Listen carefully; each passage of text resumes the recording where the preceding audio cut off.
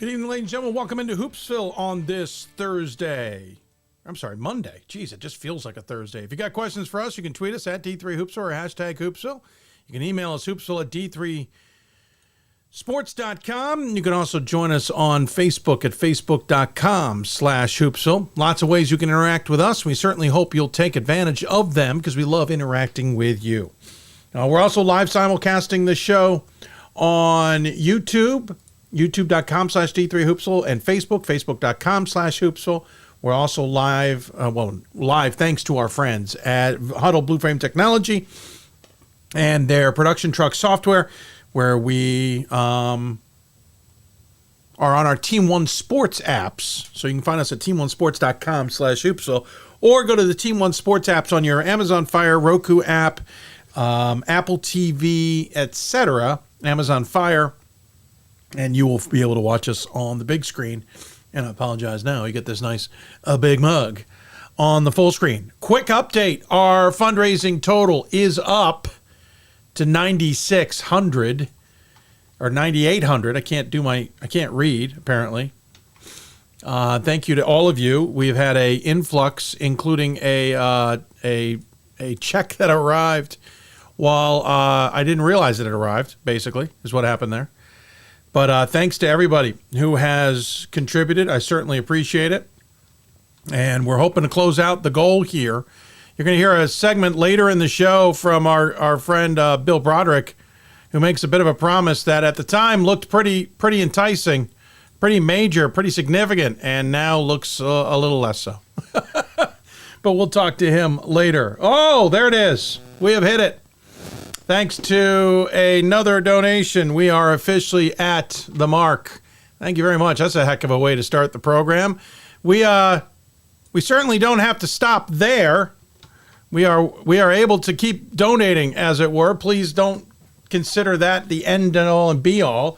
You're welcome to go the rest of the way. But breaking news, and we have a few breaking news things to get to tonight. We have hit our goal on the fundraiser. Bill Broderick is off the hook. You'll find out later in the program. Let's start with a couple of quick news and notes before I lose track.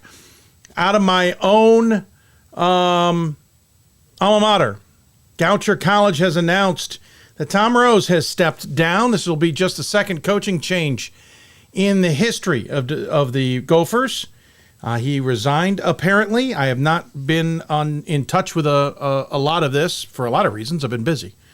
Though I've certainly got a lot of questions from individuals wondering what was going on at Goucher and if I knew what Tom's future was. And I've said many a time I was hoping Tom would succeed, but he has decided to step down. He will be there in a limited capacity for the rest of April. Just the second coach in program history back in April of 2015. Goucher will now look likely in a new direction. We'll see where that leads. Other news that we got before the show that you have not read anywhere: Todd Kent, the head coach of the Santa Cruz Banana Slugs women's basketball team, is taking a leave of absence. There's a lot of things going on personally in his life, and he needs a little bit of a break. So he informed us that he is taking a leave of absence. That will be effective now. Unsure when he comes back. Certainly hope he will come back in charge of the Banana Slugs, one of our favorite programs. But UC Santa Cruz will be under the direction. I apologize because I forgot who he mentioned to me. Hang on, I gotta find. Whoa! Apparently, he and I had a bunch of emails going back and forth, and I've lost track where his originally is here. Here it is. Monica, his assistant, will be filling in as the interim head coach in the meantime. So, hats off to Todd Kent on knowing he needs to get a little bit of a break. He will get one, and so on and so forth. Goes with a lot of coaching changes in Division III. I think there's going to be a lot of women's basketball openings out there for some good people. Should point out, we reported this on Friday night while we were at Christopher Newport. Carthage has let go of Tom Bernardo. Jeez, can't even speak it right. Tim, got Tom Rose stuck in my head. Tim Bernardo is out as a Carthage women's basketball coach. He was let go by the administration. I don't have any more news than that, other than Carthage women will be looking for a new job. And talking to a few people, they are rather surprised that Carthage is moving on from Tim. They have a new AD starting up in a couple of weeks, Ryan Kane. the AD and head coach at Ripon, is taken over at Carthage. But I don't get this. I don't know. I don't know if Kane was involved in this decision or not. Just interesting they made it before he was hired, but nonetheless. So once again, breaking news stories. Tom Rose has resigned at Goucher. Todd Kent is stepping down at Santa Cruz women's basketball. And Tim Bonero, who we mentioned on Friday in the tweet, is out at Carthage, among other changes. We also know Teal is opened up in women's basketball. I said Teal. Can you believe that? Me, of all people. I got that one out of my head wrong. Their job is open. There's a lot of openings out there. And I know I've gotten quite a few texts myself recently from individuals about those openings. So that goes also with news out of the American Southwest Conference that the commissioner is stepping down as well. Amy Carlton has been announced. She will leave the league as of June 30. That's a league that is very much in flux right now. So there you go. And by the way, we have hit our goal of 10,000, though I'll be honest, I hope we eclipse that. We'll see how it goes from here on. Monica Armstrong, by the way, I forgot to mention her last name. I apologize. Monica Armstrong is the interim head coach at Santa Cruz. That's my bad. I got so wrapped up in everything else. So did you all follow that? Because there'll be a test at the end. Tom Rose, out at Goucher, resigning. Tim Bonero, out at Carthage, essentially fired. Todd Kent is taking a leave of absence at Santa Cruz, and Monica Armstrong will be the interim head coach in the meantime. And we've hit 10,000 on our goal, but we hope to go past that. Okay? Got it? All good? Wonderful. I'm glad we caught up then. Let's see here. NABC All-Star Team has been announced for Division III. I'm going to quickly read down the names.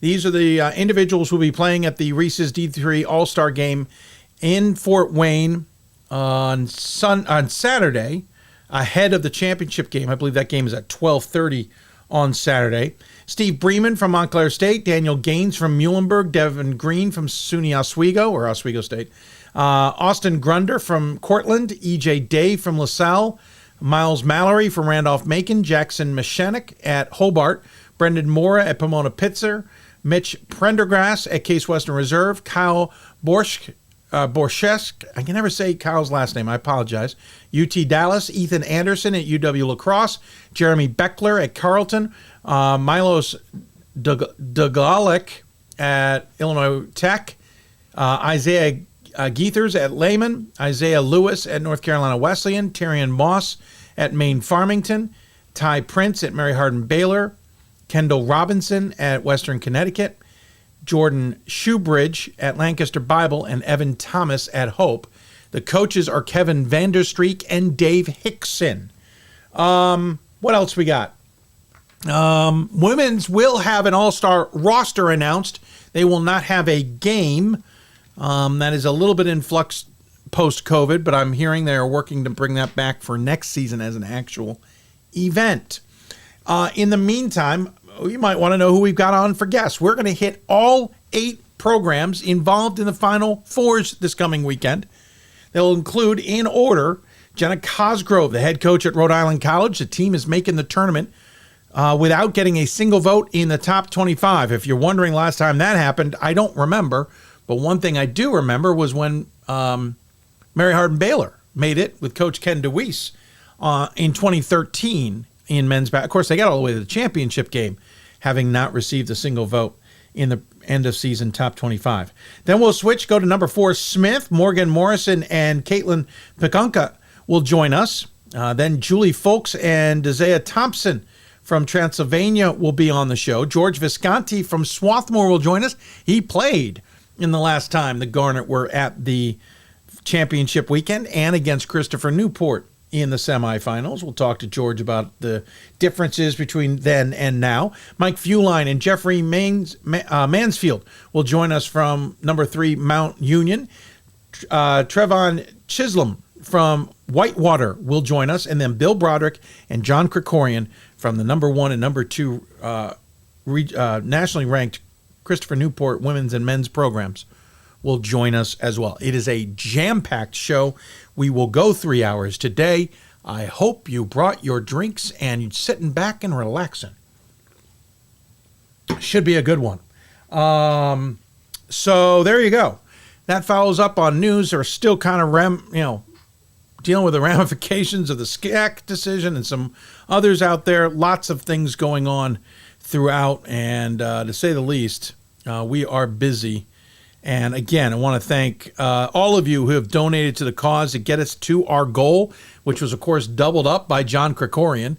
So we have hit our goal in terms of fundraising. I'll be honest, there's no reason we can't go past it.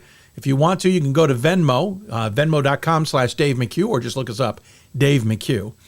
The QR code on your screen goes to Give Butter, where there's lots of options to give to our show. You are welcome to donate between now and whenever for the cause. We will keep the donations open, as it were, through at least the end of this weekend. Likely close it down next Monday. Speaking of next Monday, we will recap the championships on the men's side and who will be playing for the championship on the women's side on Monday's show. And right now, it's now looking like an afternoon show. I apologize to all our fans out there. I have a meeting in another job that is now scheduled for that night, and I don't think I can really, even if I try to watch it back later, probably not the best idea. So really, we're probably going to have to go with a 1 p.m. show. I'm not loving that because I got to drive home all day Sunday. It means a very quick turnaround into Monday to try and pull that off. So not thrilled at the idea. And so there you go. We'll have to deal with it anyway. But as of now, expect an afternoon show on Monday to wrap up the men's side and look ahead at the women's championship game. We may even dive into some other things. We have probably another 2 shows after that. We will do a show to recap the women's championship game, and I'm working on another one as well. That may be a podcast-only version. We'll see. We'll cross that bridge. But a few things we're putting together. Last season and the previous season, we've always tried to do off-season podcasts, do once a month or so, and I've always been tied up with other work. We'll see. Maybe this year we'll be able to focus on that just a little bit more. Depending on how a few factors go in place, we'll do our best, but might pull something off. So there you go. Lots of ways to interact with us. Hope you'll do so. Hope you'll join us. Hope you'll take the time. We love interacting with all of you, and we're here for you as well. So there you go. Busy start to this one. Let's quickly talk about the weekend that was. I got to Christopher Newport for the Friday games. And listen, St. Joseph's of Connecticut is a really good basketball team. Considering they led that game against Wheaton for about half of it, and Glenn Miller told me afterward they weren't even in their offense for about half or at all during the entire game. Not once got into their offense. That's an impressive ball team. Wheaton is just darn good, folks. Let's be honest. And Mike Shower certainly knows what he's doing. They've been in this boat many a time. They are very familiar. Came from behind, and suddenly we're up 10 on St. Joseph's. That was the shocking part. It was a back and forth, 1, maybe 2 possession ball game for much of the game. I think the biggest lead either team had was 7. Wheaton got out to a 7-0 lead, then got into foul trouble with their point guard who had to go sit. St. Joe's took advantage of it and got up 7. They brought Tyler back in, and he smartly didn't play. He played 9 minutes of the first half without picking up a third foul. That got them to within a possession at halftime. That is Wheaton I'm speaking of. But again, back and forth, and then suddenly Wheaton was leading by 10, and St. Joseph's was kind of scrambling to come from behind, and Wheaton prevailed. In the other game, Christopher Newport basically held Mary Hardin Baylor at arm's length for much of the game, though Mary Hardin Baylor would not go away. Amazingly enough, Josiah Johnson held to a single point on 0 of 4 shooting.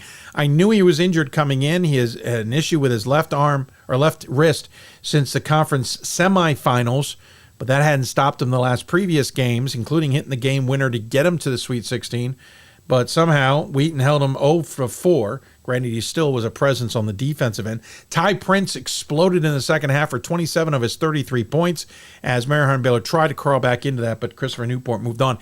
And quick note, Christopher Newport Wheaton in the Elite Eight game, that was a 24-point game. Late in the first half, it was a 19-point game about a third of the way through the second half, all in favor of the captains of Christopher Newport, and Wheaton got back to within 1. and was winning 2 with 18 seconds left. That is a heck of a comeback. I went up to Randolph-Macon, where Oswego had upset Randolph-Macon on Friday night. And on the other side of that, you had Whitewater knocking off Johns Hopkins, and I'll admit, probably in controversial fashion. Granted, Hopkins was leading by 6 with 12 seconds left, could not hit free throws, which ended up costing them because in the end, interestingly enough, Whitewater went for a layup with 3.5 seconds left instead of a three-pointer, down by 3, got to within 1, played the foul game. Hopkins goes 1 for 2. There's only a 2-point lead. The throw goes about 50 feet up court. It is going out of bounds. Whitewater throws it back into the center of the court. 2 guys go up for the ball, and a foul is called. I've watched this replay probably 20 times, and I didn't see the foul. Both guys go up for the ball cleanly. Both guys up. It's a 50-50 ball. Both of them make contact with the ball simultaneously. Both of them collide with each other simultaneously. Everything about it was a 50-50 no call. Referees called it. Whitewater hits 2 free throws to tie the game, force overtime. Hopkins was down 4, then leading, and then Whitewater won by 1. But I'll be honest, Hopkins put themselves in that spot by not hitting free throws, leading by 6 with 12 seconds left. But more importantly, that was, I believe, in my opinion, an absolutely blown call at the end. And from what I gathered from a lot of people with no affiliation to either side, the officiating at that pod on Friday in between Oswego and Randolph-Macon was good. Not good between Whitewater and Hopkins overall. And honestly, the game on Saturday was marginal, I would say. Great officiating in the meantime at Christopher Newport, where I was on Friday. I thought the crews were tremendous. In the meantime, on the other side of that bracket, I was at 2 different sides of the bracket, so forgive me there. But again, number 1 team getting knocked out by Oswego. Great win by Oswego. Hats off to Jason Leon. And while they lost in the next round to a very smart Whitewater team, and we'll talk a little bit about that, played really good defense and changed things up. Oswego got a big win there, and they bring all but 1 player back next year. They're going to be fearsome. Whitewater brings everybody back as well. Oshkosh knocked off Rowan, which was a big win, and Mount Union knocked off North Park, which was a big win.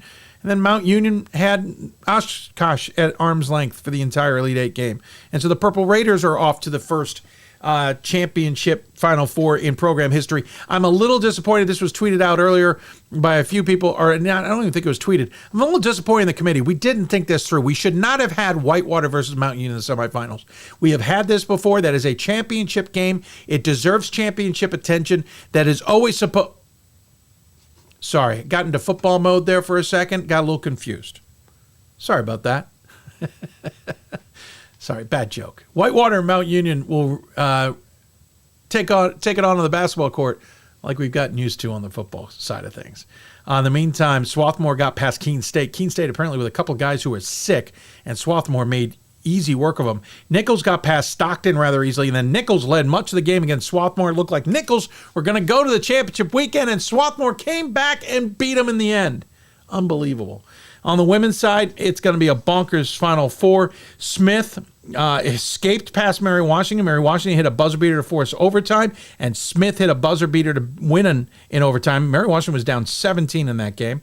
Trinity, Connecticut got past Whitewater on the women's side, but Smith was too much for the Bantams, which is unfortunate. Trinity fell 1 game short of playing on their home floor in the semifinals. Transylvania made mincemeat of Ohio Northern. NYU got past Trine, and then Transylvania beat NYU by double digits. Very impressive job by Transylvania. Christopher Newport got past Wartburg, and Tufts got past Trinity of Texas. And then Christopher Newport made short work of Tufts. Babson got past Marietta, and Rhode Island College got past Chicago and then beat Babson. Rhode Island College is in the tournament with no votes, as we mentioned earlier. So again, you've heard everything we got. That's the quick synopsis of everything. Got any questions? Lots to talk about, and we got lots of guests to talk to. So we're going to get to the line and get going. Again, lots of breaking news at the top. Thank you for hitting our goal. Double checking, because maybe we'll go above that goal for all I know. Love to if we could. But in the meantime, we'll take a break. You're listening to Hoopsville, presented by D3Hoops.com from the WBCA and ABC studios. Thanks to our partners also at Sport Tours International. We'll talk plenty more about them coming up. But in the meantime, we'll take a break. Jenna Cosgrove will join us here coming up to talk about how The Anchor women are on to the tournament semifinals as a team that's not even getting votes in the top 25. Back with more after this. The National Association of Basketball Coaches is the nation's premier professional development and advocacy organization for basketball coaches at every level. The NABC strives to serve as the voice for coaches on national issues while advancing the core value of leadership, service, advocacy, education, and inclusion. To learn more about the NABC and to become a member, visit NABC.com and follow the NABC on social media at NABC 1927. That's NABC.com or NABC 1927 on social media.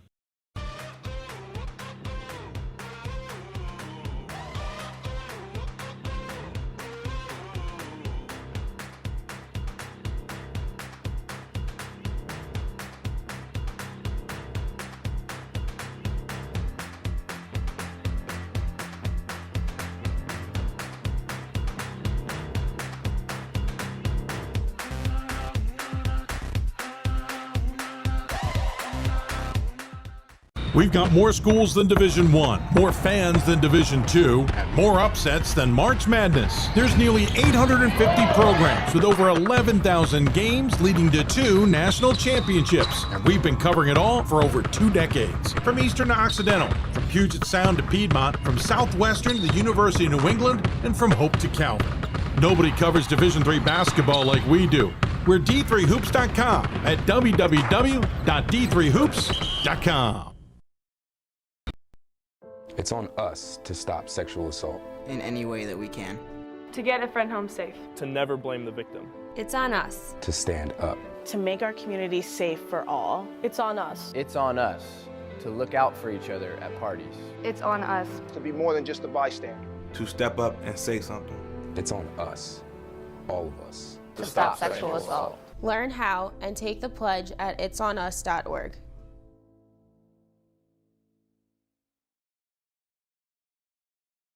Coach of the Year, Administrator of the Year, All-America Team, Wade Trophy. The WBCA doesn't just honor coaches, but players, administrators, and much more.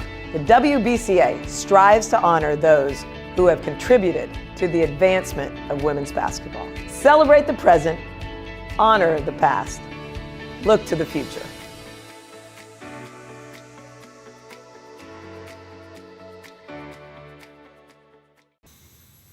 Welcome back to Hoopsville, everybody, as we roll along on this Monday following the Sweet 16 Elite 8 rounds and on to the Final Fours. Again, a reminder, men will be playing on Thursday in the semifinals. The first game is at 5:30, I believe. The second game is at 8 o'clock. The championship game then on Saturday, 12:30 All-Star game, 4 o'clock championship game. Women will play their semifinals at Trinity on Saturday. And championship, remember, is 2 weeks later on April 1st in Dallas at the site of the Division I Women's Final Four. D1, D2, and D3 will all be playing at American Airlines Center. By the way, disappointed it's not American Airlines Arena, the AAA, right? I mean, come on, that was easy. But they went with the AAC instead. But what do I know? I mean, I'm just a guy who kind of likes alliterations, I guess.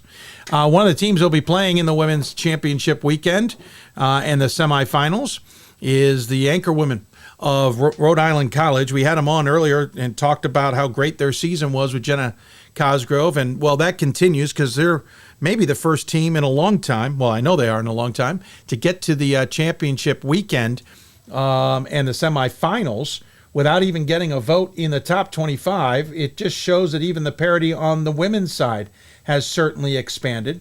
And to talk about it and to join us and to have a conversation about it is the head coach of Rhode Island College. It is Jenna Cosgrove. Coach, first and foremost, congratulations on a tremendous run to get to where you are with this program.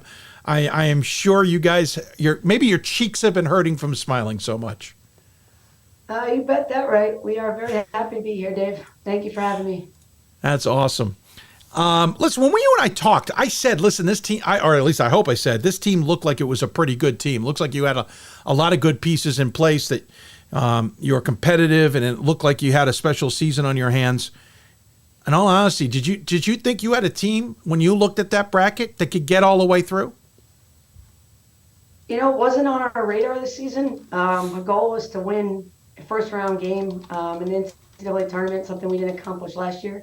I think every year we just look to be better, leave our program better than it was the year before. And we just focus one game at a time, and we're sitting here going to the Final Four. Yeah, it's pretty amazing. I mean, listen, looking at the bracket, it's pretty impressive what you've been able to do.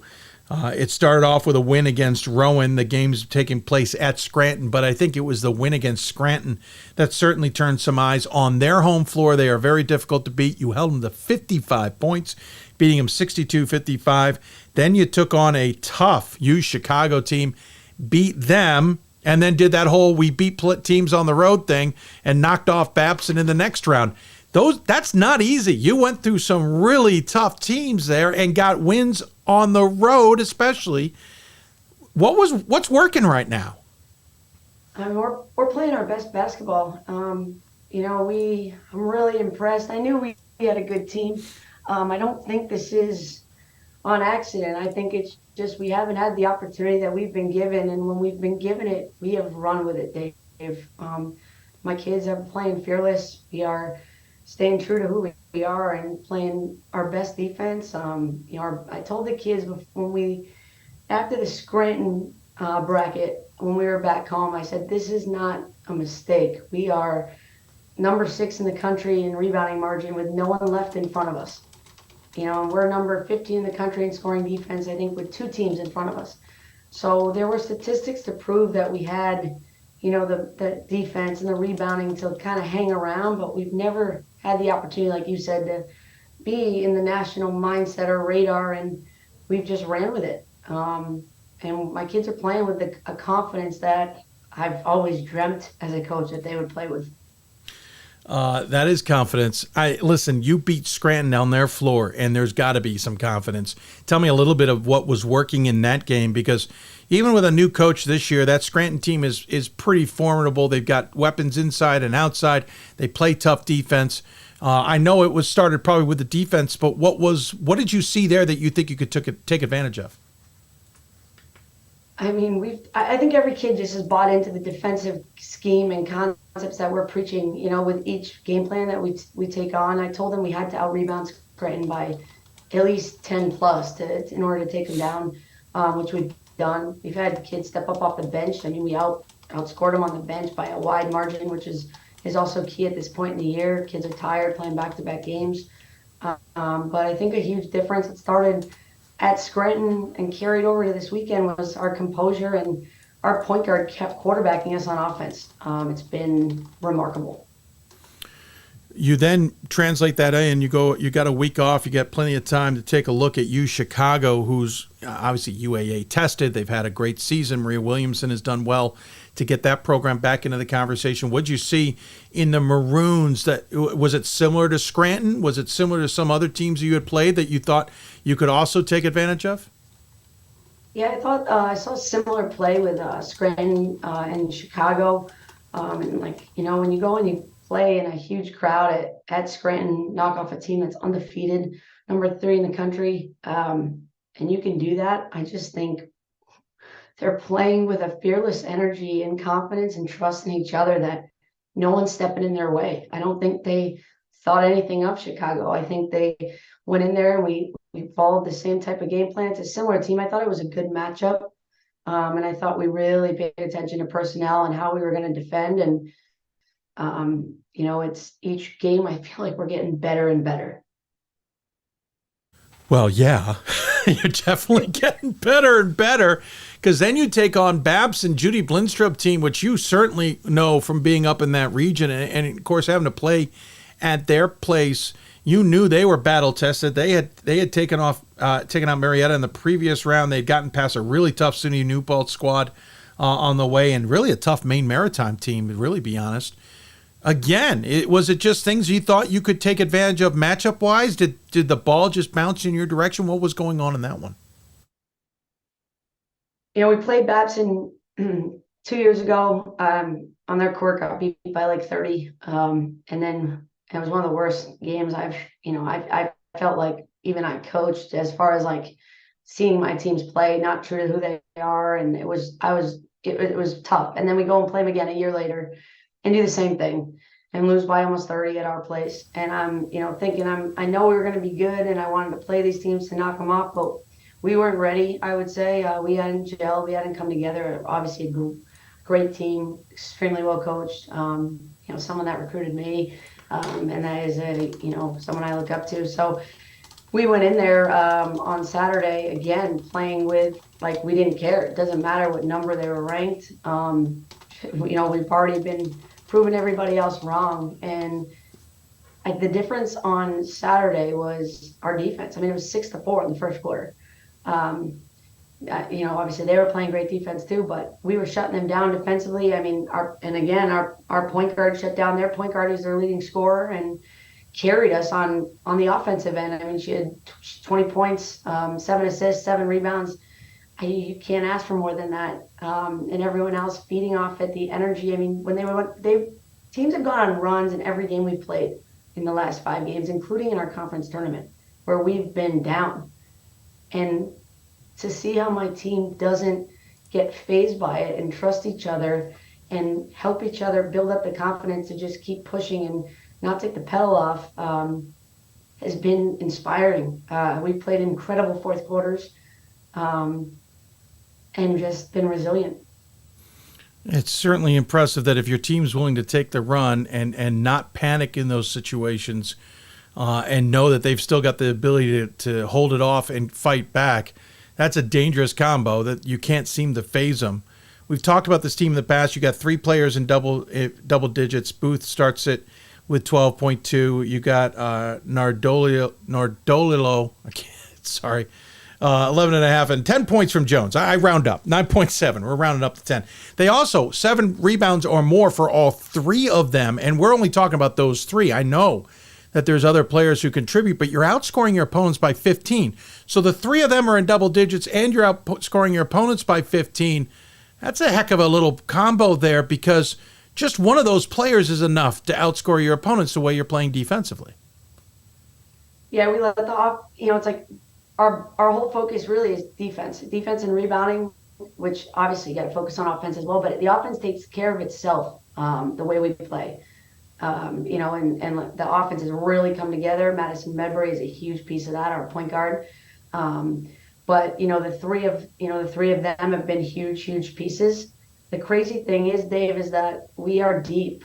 Like you're seeing, the numbers. There's no one that's jumping off the page. No.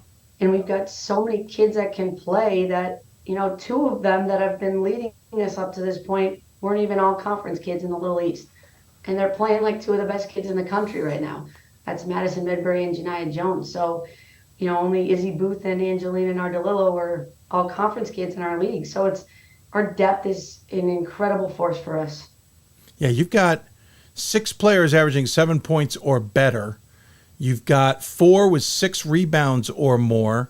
If you extrapolate it out, 5 with 4.5 or more. You've got 4 players with more than 30 assists, being led by Medbury with 100. And she's got a 2-to-1 assist to turnover ratio on top of that. They all get a ton of steals, and they're all getting blocks. It is definitely a team game. Now, I know you're probably only barely scratching the surface in terms of getting ready for Saturday's game in the semifinals. You'll take on another very defensive-minded team in the captains of Christopher Newport. We'll hear from Bill Broderick later in the program, but curious, what do you see in the Captain Chaos defense, and what do you see in their team so far that you like, that's going to challenge you, etc.? I got a lot more to do, but I do know that they do a suffocating type defense that we've got to prepare for, and they put up a lot of numbers on the offensive end, and they put up high numbers, and hoping that we just keep doing what we're doing, relying on our defense, which is really shocked teams. I mean, obviously, it's been the reason why we've been able to win and advance and get where we are right now, and so we're just taking it game by game. When you look at what this program has achieved, it is the first ever trip to the championship weekend semifinals for the program. It's putting Rhode Island College certainly in the spotlight. It's a chance to even be in the conversation, obviously knocking on the door of possibly being in the championship game at the D1 Final Four. There's so many things that are check marks and positives and fireworks it's got to be buzzing on campus. But what does this really mean for the program that you've helped kind of get to this point? I mean, it has set the standard. I am incredibly proud of our kids to find, beating the odds. And I wouldn't even say that I really think that they really knew that they belong here. I think they're playing like they belong here, and that we've been overlooked in the past. And the biggest thing when you take away from it all is that with these young women, the rest of their lives are going to be given opportunities, and they've taken this one and ran with it, and shown such resilience and such confidence and such fearlessness that is just a lesson that they'll run with. And moving forward, obviously the standard is a lot higher. We've never really talked about a national championship or maybe seen it on our radar and been in sight, but I think the way they've attacked this tournament, the NCAA tournament, is the way you can attack everything that you do. I don't know when spring break took place. So is it already happened? Is it happening now? How's this run going with the campus? So spring break was last week. So okay, it was last week. So we got a pep rally on Wednesday, and we're getting buzz. And I know obviously the Rhode Island College men have had success years ago. So it's a basketball type school, and we're riding this train and enjoying every minute of it. I was going to say, so today must have been probably on another level because you got the first weekend done and it's probably quiet on campus. Into the second weekend, you get that done. Nobody's on campus to react, but now everybody's back. So now everybody's understanding the dynamics. It must have been a bit of an overwhelming day. Yes, it's been an overwhelming few weeks, Dave, but it's been awesome. I mean, obviously, it's going to be an impact in the Little East because even Eastern Connecticut had a really great season this year, and you are seeing the changes and becoming more competitive in the conference. When you look at moving this down the road, how impactful, win or lose, is being at this point in this tournament going to be for this program? It's a game changer. We've never been in the national rankings. There's been teams that have the same record or even that we were ranked regionally higher than, and for whatever reason, I'm not sure. And our kids are just really excited to be gaining the recognition that they knew they deserved and just have proven it. But with that comes a high standard. I think we've had a target on our back regionally and obviously in our league, winning the league the last couple of years and 3 years in a row. But, with this comes a territory as well, playing tougher teams and proving that we belong each year. Well, yeah, I'll admit it's a little different to not see a team even getting votes in the top 25 make the Final Four. We've seen it done before. It's happened on the men's side. It's rare. Shows a little bit of the parity maybe on the women's side. And certainly a program like yours blowing through the doors. I have a feeling you might get ranked at the end of the season. Just a gut feeling. I'm not a voter myself, but I have a feeling the gig's up. We all know now. You're a good program. I hope so. Hey, Jenna, thanks for the time. Congratulations. What an accomplishment, especially the wins on the road over two really good teams in their place. That says a lot, and I tip my hat. As always, you give the coach the final word. Any final thoughts you'd like to share with those who might be tuned in? It's going to be it's a local, not a local game, but it's not far. It's about an hour 40, so we're hoping all the Rhode Island fans come to Hartford on Saturday. I was going to say, you guys, I think you have the shortest trip, so a little hop, skipping, and jump there on Friday, maybe, right? Yeah, no, we're going to head down Thursday night, but we had a great crowd at Babson, so hoping for the same. Yeah, I hope for the same as well. Good luck. Enjoy it. Take care, and maybe we'll be talking about the team next week as well. All right. Thank you, Dave. Appreciate it. Jenna Cosgrove joining us on the Hudl Hoopsville Hotline. What an amazing run. It's just outstanding. I love these kinds of stories when you get those breakthroughs, and hats off to their program for their accomplishment. When we come back, we'll continue our women's conversation. We will change gears, and we won't talk, by the way, to Christopher Newport until the end of the program when we have John Krikorian and Bill Broderick on at the same time. But coming up, we'll talk to Smith out of the same area, talk to two of their seniors on their run to a Final Four weekend. You're listening to Hoopsville, presented by D3Hoops.com from the WBCA and ABC studios. Great moments are born from great opportunity. That's what you have here tonight. That's what you've earned here tonight. This is your time. Now go out there and take it.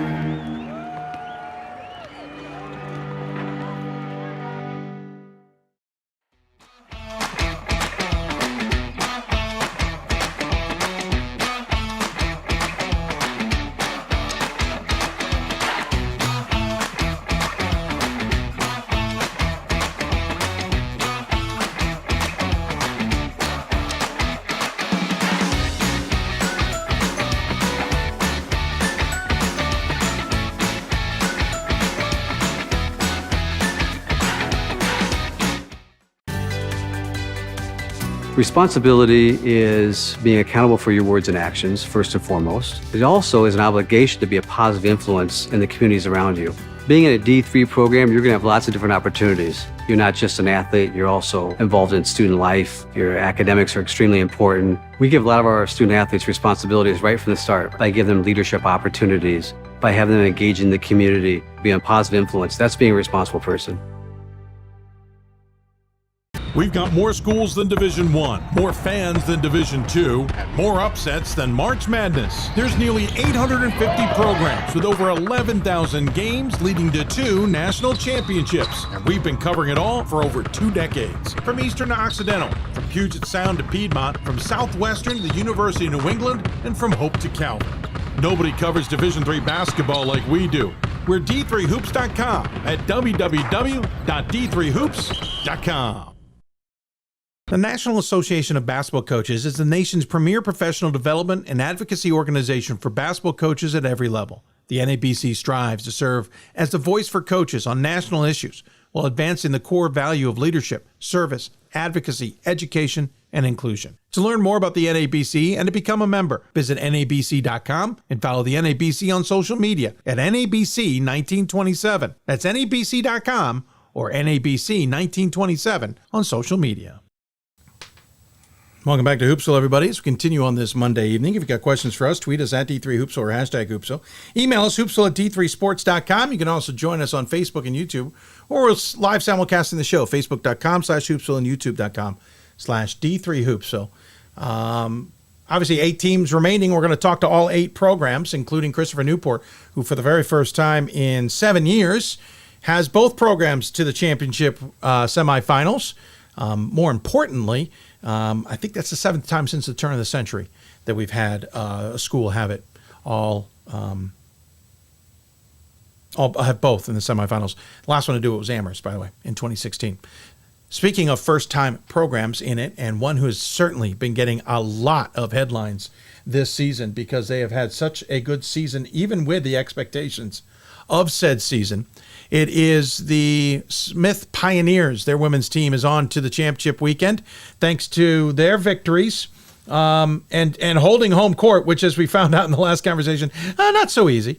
But they got a big win over Trinity, Connecticut, dashing their hopes of playing on their home floor in the semifinals. And joining us on the Hudl Hoopsville Hotline, it's 2 of their players, Morgan Morrison and Katelyn Pickunka. And I think I've got the name slipped. We'll fix that in a second on this graphic. But more importantly, ladies, congratulations. This is the first ever time that Smith has gotten to the semifinals. And I have a feeling this isn't the year you all hoped you would do it, because I think you had expectations a year or 2 before. But it's got to feel great to get there in the first place. Definitely. You know, we're happy. We're happy with how our season's going. We're still hungry. We're excited for this weekend. Curious. There's been a lot of attention on Smith this year. The top 16 might have been like the biggest spotlight. And I say that because in the top 25, you were up there in the top 5, top 10 conversation, kept rising a little bit. Had a loss, so you weren't in the conversation with the undefeateds. But the top 16, it was like, hey, they're our top team here. They're the ones we think are the best. And then when the bracket came out, hey, they're the top team. They're the ones who we think is the best in the NCAA's eyes. What's it been like with that expectation and that kind of spotlight on you for a good chunk of the season now? It's been amazing, honestly. When we did find out we were the top seed, that was great to find out, and a little bit shocking. We were stuck at number 5 there for a little bit. It's all due to our strength of schedule and like us being battle tested and proving our worth over this season. So, and I think that it's also been a little bit of extra motivation for us. Having that number 1 seed kind of target on your back, you have to be very consistent and practice really hard and make sure that we're prepared for every single game. I was going to say, that's the trick of it, right? You've got to understand that there's everybody gunning for you. It's not just Babson in the conference. It's everybody in the conference. And you don't play a lot of conference games. So there's a lot of non-conference foes who would love to knock off the Pioneers. Is that something, what's that pressure like, Morgan, from your perspective? Is it a known quantity? Is it just a feeling? How does that, when you go into a game, knowing that everyone's giving your best shot? It's definitely known. We've been saying all season that everyone's going to play their best game against us, and we just need to play better and show them why we are number 1 and that we're Smith. So. Katelyn, you're same thing. Is it something you just kind of familiar with? Is it just a feeling that you just know is there? Yeah, I mean, I would say our program has changed its mindset regarding our rankings since Morgan's first year into her senior year. But I definitely think it's just something that we have to embrace completely. When you're having hard days in practice, really trying to push through, we know that we have that target on our back and everyone would love to beat us. So I think that's just our extra little push, whether it's in practice, pregame, we're down in the 4th quarter. We just have to keep that in mind. Yeah, I down in the 4th quarter. You've been down in the 4th quarter? That doesn't seem right. I think most games I tune in, you were in control in the 4th. What are you speaking of, Katelyn? I think we were down against Mary Washington. Oh, okay, there you go. Back and forth exchanged buckets, but the lead was changing numerous times in the 4th quarter. True. I actually wanted to talk about that game because that was an interesting one. You guys had, if memory serves, a 17-point lead on the Eagles, right? At any point with that lead, did you feel comfortable? Did you think, yep, we've got them, and let's start thinking about the next game? Or were you nervous that they were going to come back on you? I think we knew that they were going to punch back. I mean, we're in the NCAA tournament. We're talking about seasons being ended, careers being ended. No one's just going to let, maybe not the best start of the game, not the best first, second quarter end their season. You still have to fight throughout the 3rd and 4th quarter. So we know that every single team, whatever's happening, when we're coming out of halftime, like people are going to punch back. Morgan, they punched back. As you said, you were down a bit. You had to fight back. And then I would argue it could have been a backbreaker when they nailed a 3. A player, by the way, who was sitting much of the 4th quarter after picking up a technical foul, comes off the bench, drops a 3 right at the buzzer to force overtime.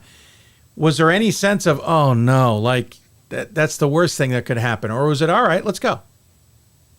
It was a little bit of both. It was definitely a dagger to see that happen, but everyone on the team just had so much faith in each other, and also we had Ali Yamada, so we knew how to fight back from that. So yeah, I was going to say big shot there to win the game. That came down to the very end. Watch that one. Even I was biting my nails, and I already knew the outcome of the game at that point, because I was watching that play thinking, okay, when are you taking the shot? When are you taking the shot? The clock's running. When are you taking this shot? And she definitely fell into the arms of everybody. That had to be a sense of relief. But how do you then take that and quickly turn your mindset into the next game? Because at some point you want to enjoy that, right? Yeah, I think we enjoyed it that night. Like, we knew that we were going to embrace that we made it to the Elite Eight the first time in our program history. And then we knew the next day it was going to be a new game against an old team that we played. So we just had to forget about what happened the night before and focus on our end goal. Next game, big one. You had Trinity, Connecticut, who was gunning to be playing on their home floor for the the Final Four and get a chance to go on to Dallas. They had it right there, 40 minutes away from them, and you dashed their hopes. You ruined it. You ended it on them. Killed them, Katelyn. That's just rude. But what was it like to get through that one? Because that was a good, hard-fought battle too. Definitely. I mean, I think that our program is in a very unique situation this year. Last year, we were able to host the first 2 games, and then we were out in Wisconsin. This year, we had an amazing opportunity to host that second weekend, and we have an amazing community that just supports us throughout whatever we need. I know in the Mary Washington game at one point, we needed that extra energy and the crowd just gave it to us. So, we feel very fortunate. They support us when we need it, cheer us on when we need it.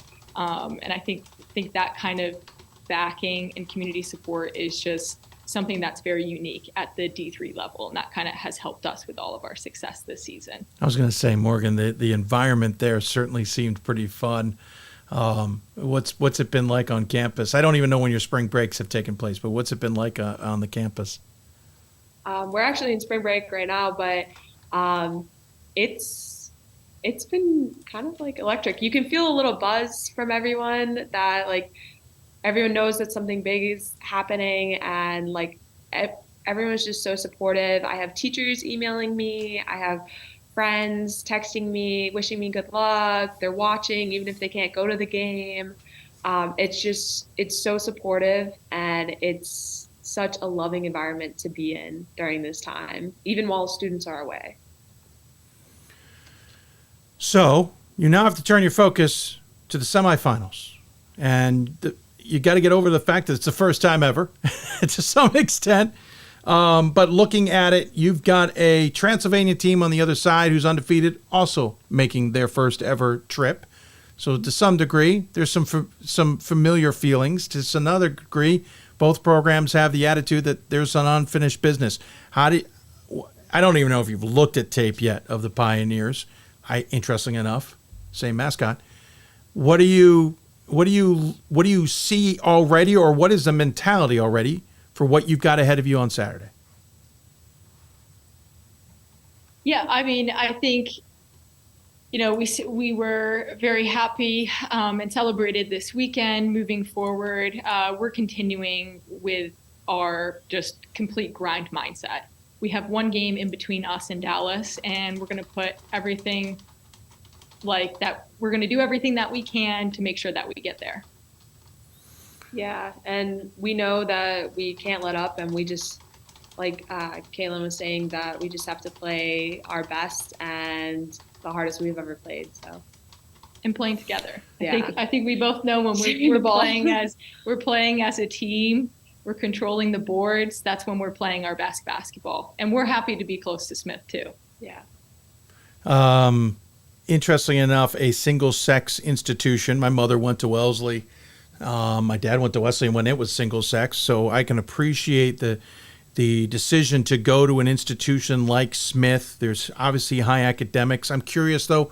I am sure Smith was not the only one who came a-calling for your two and your services as basketball players. I'm curious, Morgan, we'll start with you. What was the decision behind going to Smith, and why you want to be a part of the program, which at the time was still kind of retooling and rebuilding itself? Yeah, well, first off is when I came to visit, it was actually a lot different than I thought it was going to be. I remember the first time I found out about Smith, I was like, oh, all girls, okay. But when I got here, it was just so different. The environment was really supportive, like I've said before, and everyone was there and just so focused and ready to learn and push each other, but in a healthy way that wasn't demeaning or anything. And the teachers cared so much about the education here, and they also had a great engineering program, which was a draw for me. And although the athletics were still in rebuilding, I just felt like I saw so much potential in the team, and I had so much faith, and just the academics and athletics overall, along with how much it felt like a home when I came to visit. So, of course, Katelyn, you're a graduate student, so you've been there 1 year longer. So I'm sure Morgan. How many? 2 years, right? Yeah, 2 years is my first year, I think, right? I can't even remember. A year, yeah. It's a blur. I get it. Yeah. What was so the program was in a different spot, even in that sense. So what was your choice behind coming to Smith and everything that entailed? I definitely have to agree with Morgan. The academics played a huge part in it. Our neuroscience department has been very rigorous. The research opportunities, and then on the athletic side, obviously under Coach Hersey, the program from when she started coaching into my sophomore, junior year of high school when I was getting recruited, they had better records. They were making more progress in the NUMAC tournament. But I also love the aspect of the fact that we were the basketball team. We weren't the women's basketball team. We're the basketball team, priority over times. And because we're D3 at a liberal arts school, we have this amazing opportunity to prioritize our academics and then still get our athletics prioritized because we are just the basketball team. And we have, amazing coaching staff, athletic trainers, strength and conditioning that are able to really give a lot of their time and energy and truly tailor to the team's needs. Yeah, pretty impressive, to say the least. So again, if anyone wasn't following, Morgan is an engineering major. Katelyn is a neuroscience major. They also play basketball. Oh, by the way, not that you don't have enough pressure being engineering and neuroscience majors. Curious what you two plan to do once basketball concludes. Is there any hope of maybe playing overseas and continuing to play a little bit? Katelyn, we'll start with you. Or is it? Are you diving in on the brain? I'm gonna have to focus on the brain. I think Smith has allotted me a lot of amazing opportunities, and clearly I took another opportunity to stay a fifth year.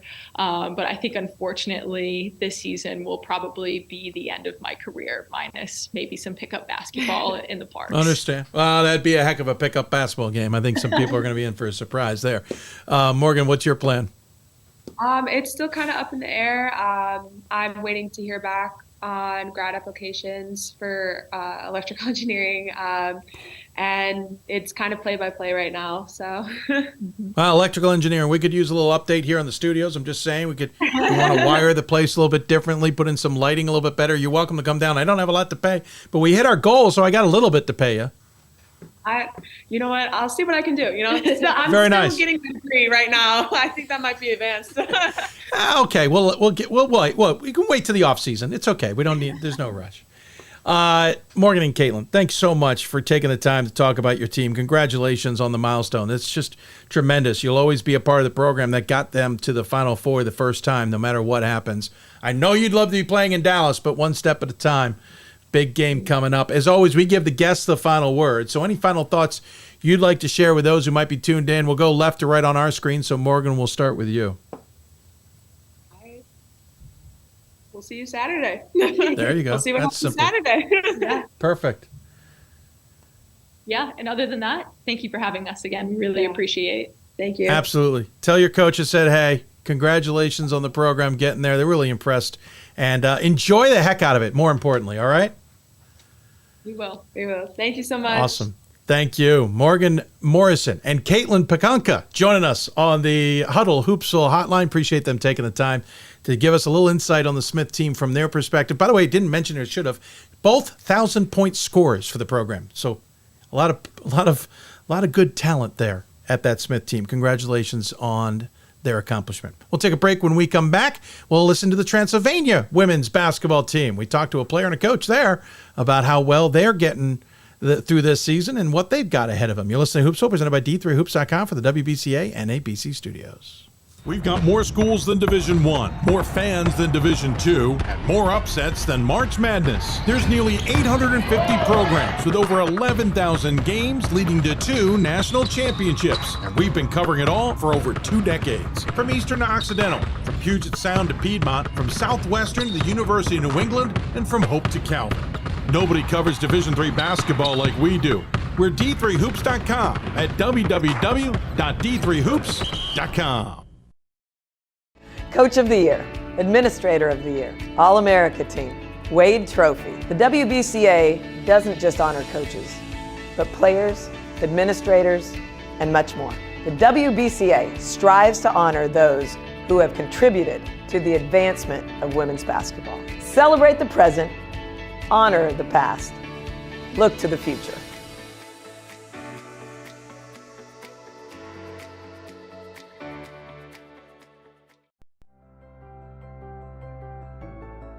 It's on us.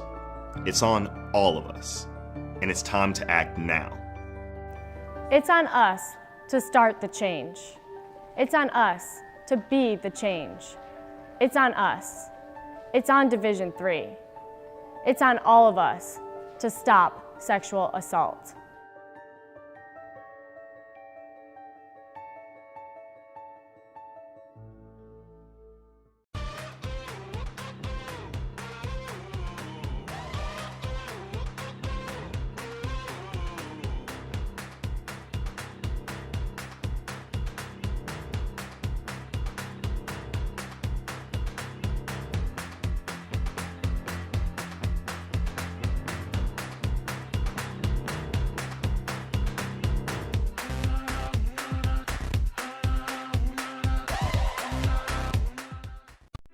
I learned a lot of valuable lessons playing college football. I never thought about the health benefits of exercise until I actually started to talk to coaches in college. It's not only just for performance, it's for life.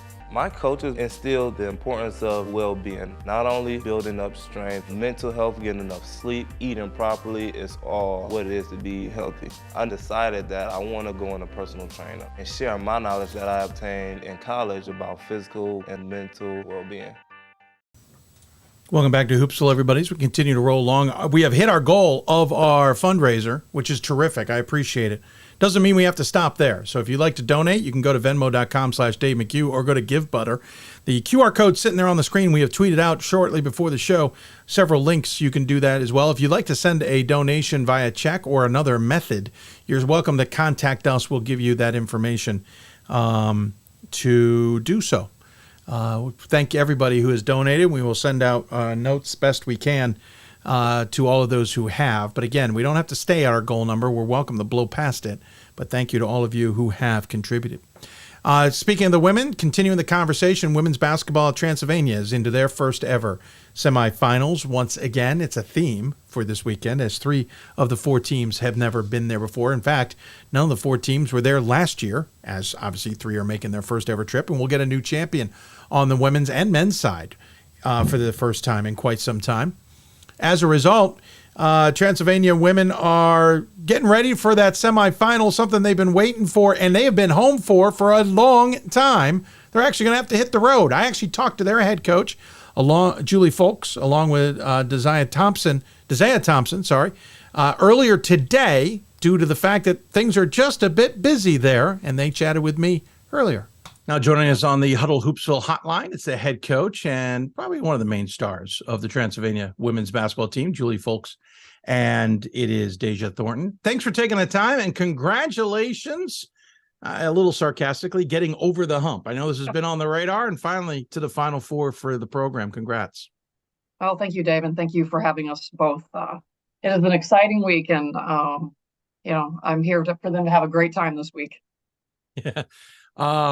Listen, the Beck Center has been pretty much the sixth man, for lack of a better description, the sixth person on this team for the last few seasons. And I mean that in the sense that you've been good enough to be able to be home for both weekends of the tournament.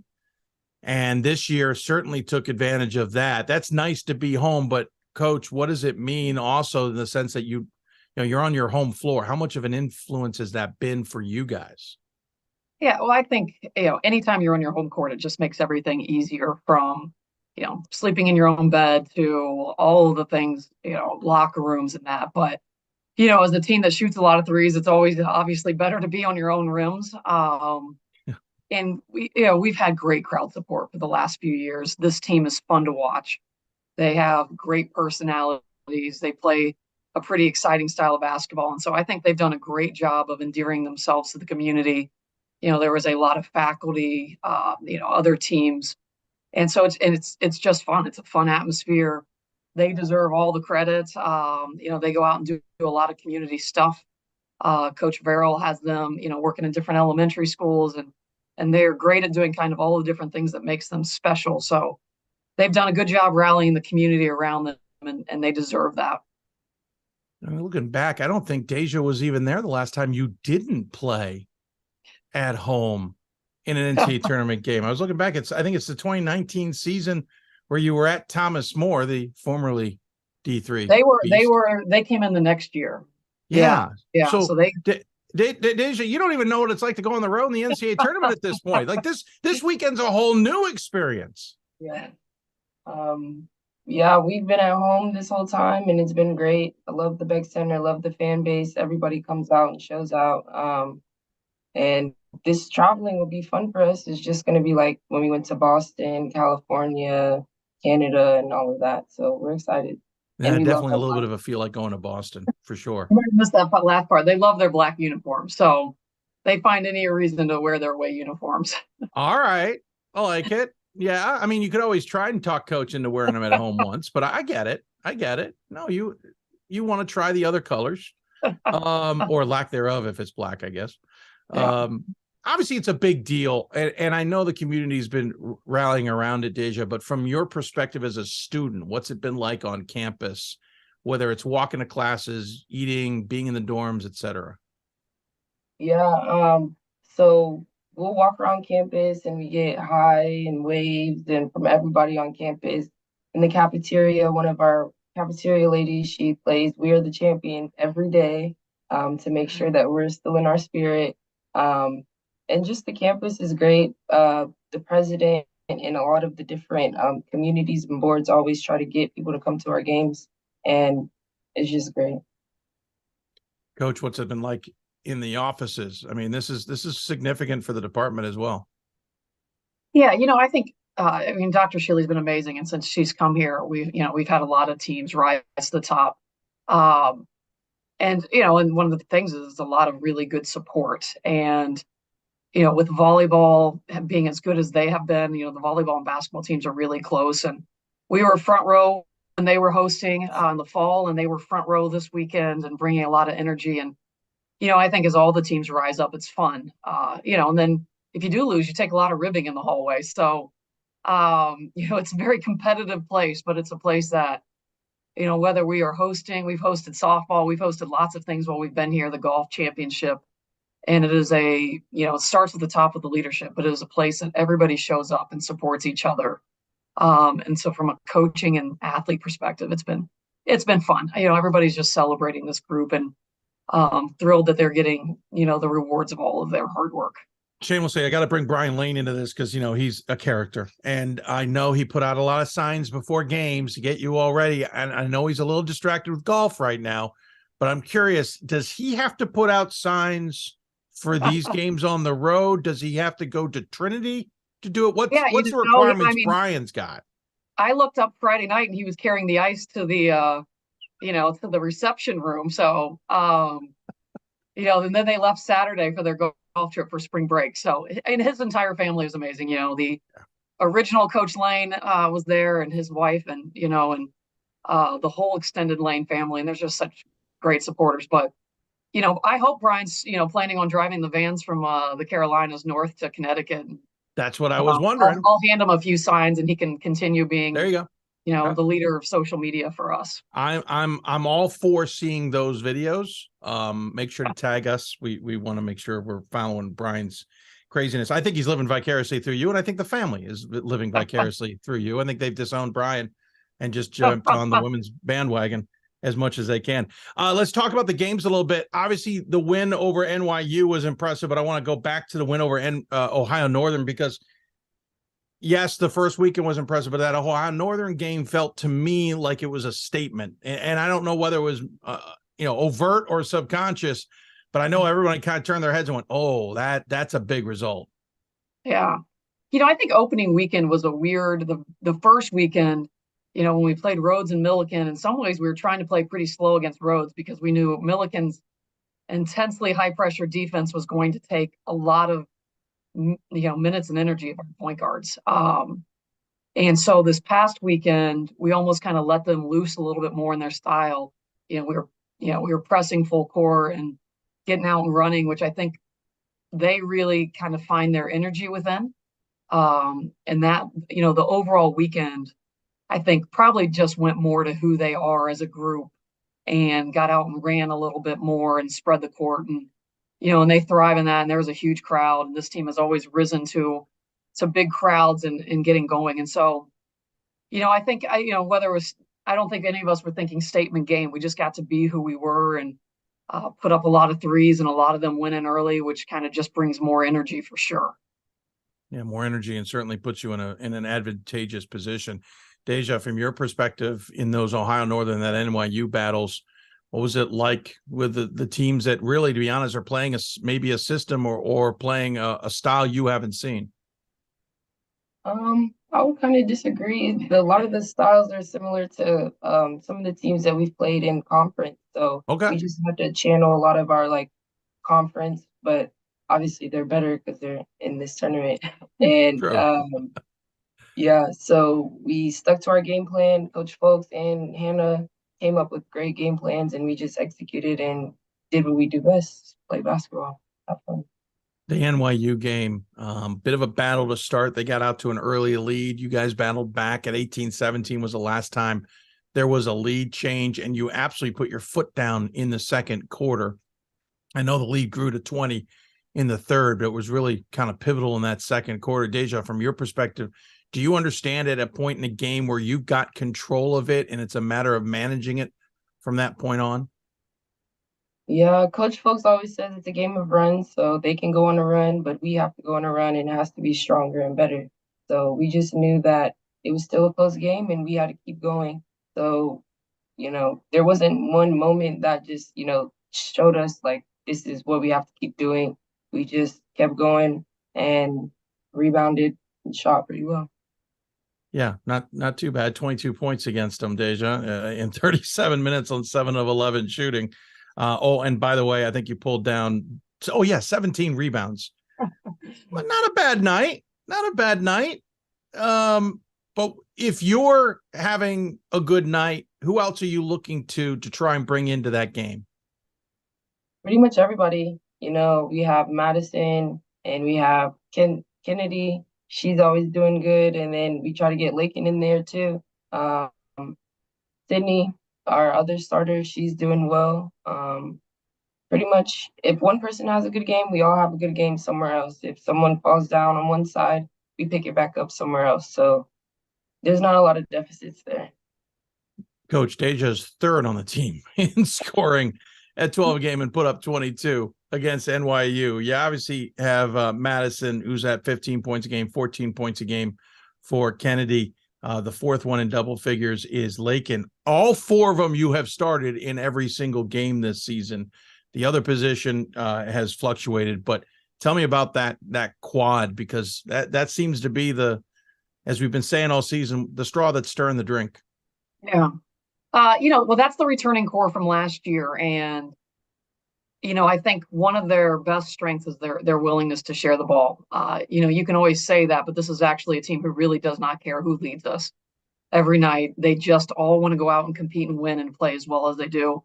And they're really great with understanding game plans. I think, earlier, one of the best things that's happened this year in some ways was, when we played Anderson and Dellinger, one of the best players in the country, she is so talented offensively that when we played Millikan and Ohio Northern and they had a really dominant guard, we'd seen that formula before.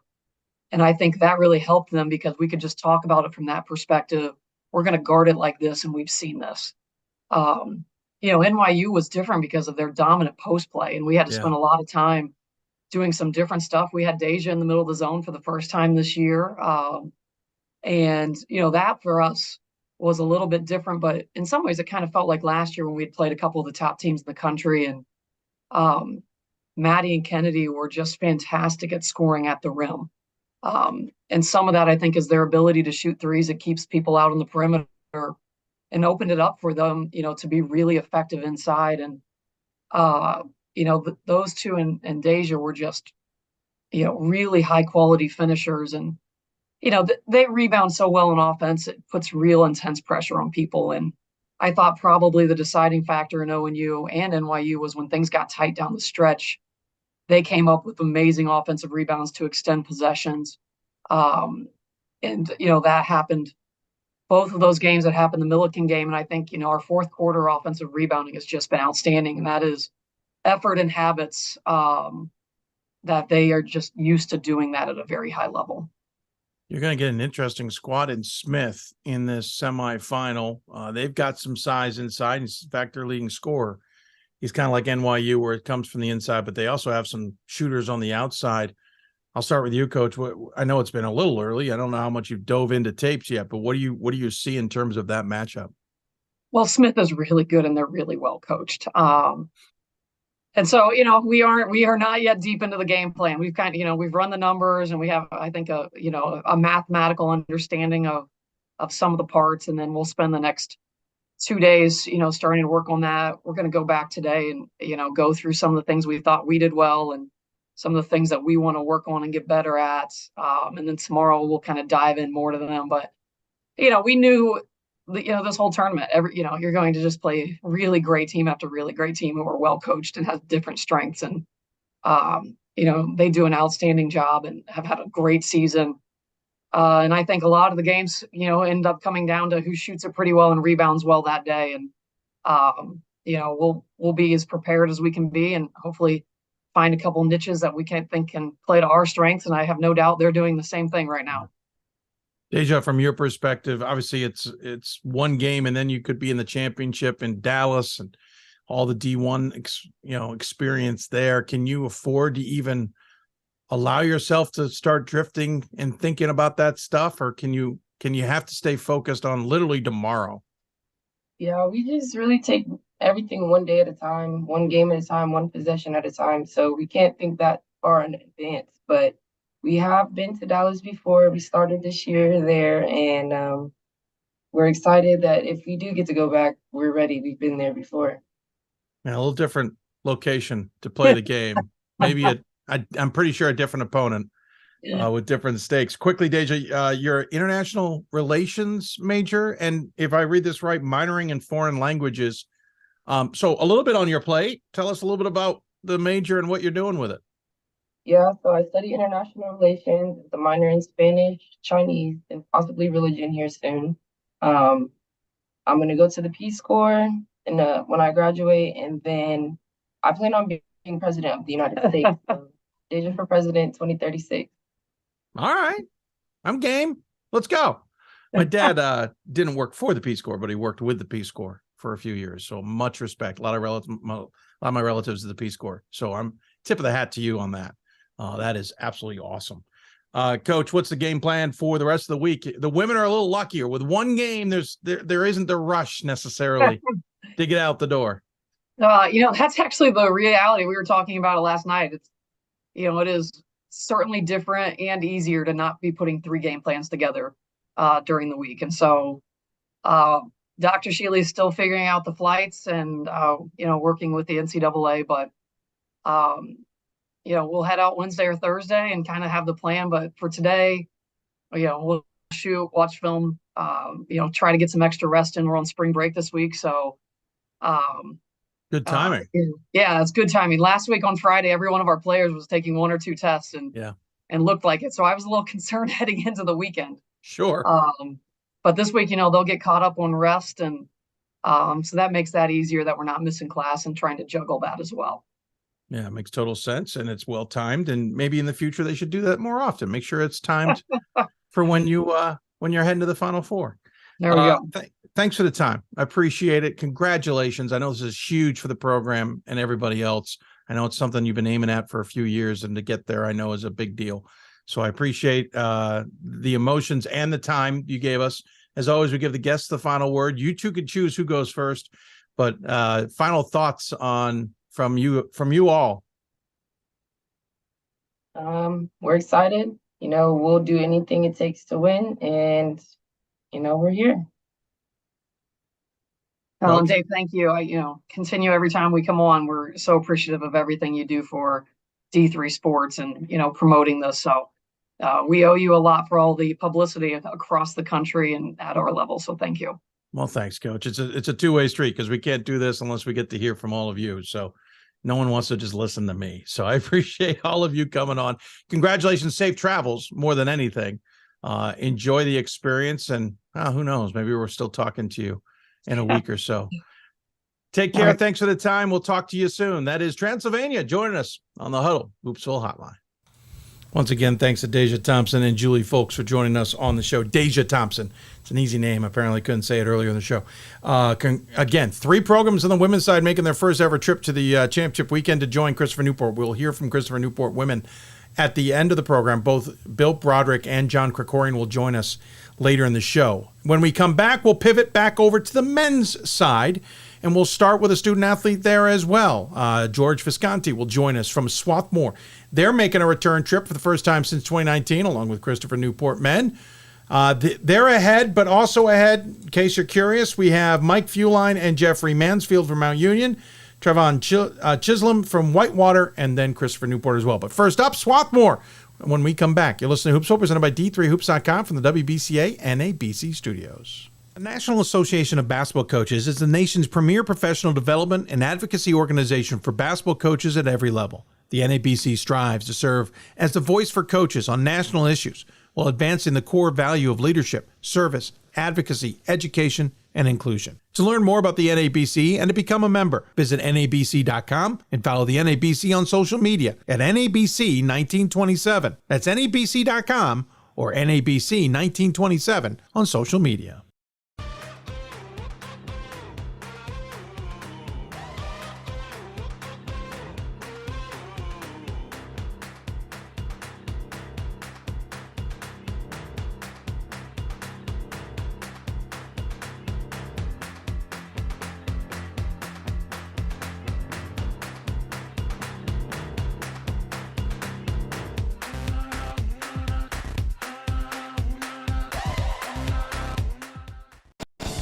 These are your teams, your players, your community of fans.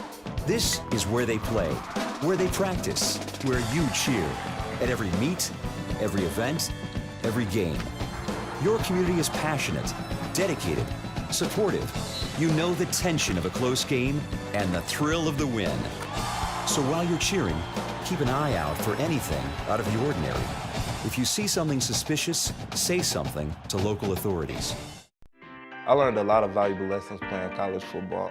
I never thought about the health benefits of exercise until I actually started to talk to coaches in college. It's not only just for performance, it's for life. My coaches instilled the importance of well-being, not only building up strength, mental health, getting enough sleep, eating properly is all what it is to be healthy. I decided that I want to go into personal trainer and share my knowledge that I obtained in college about physical and mental well-being.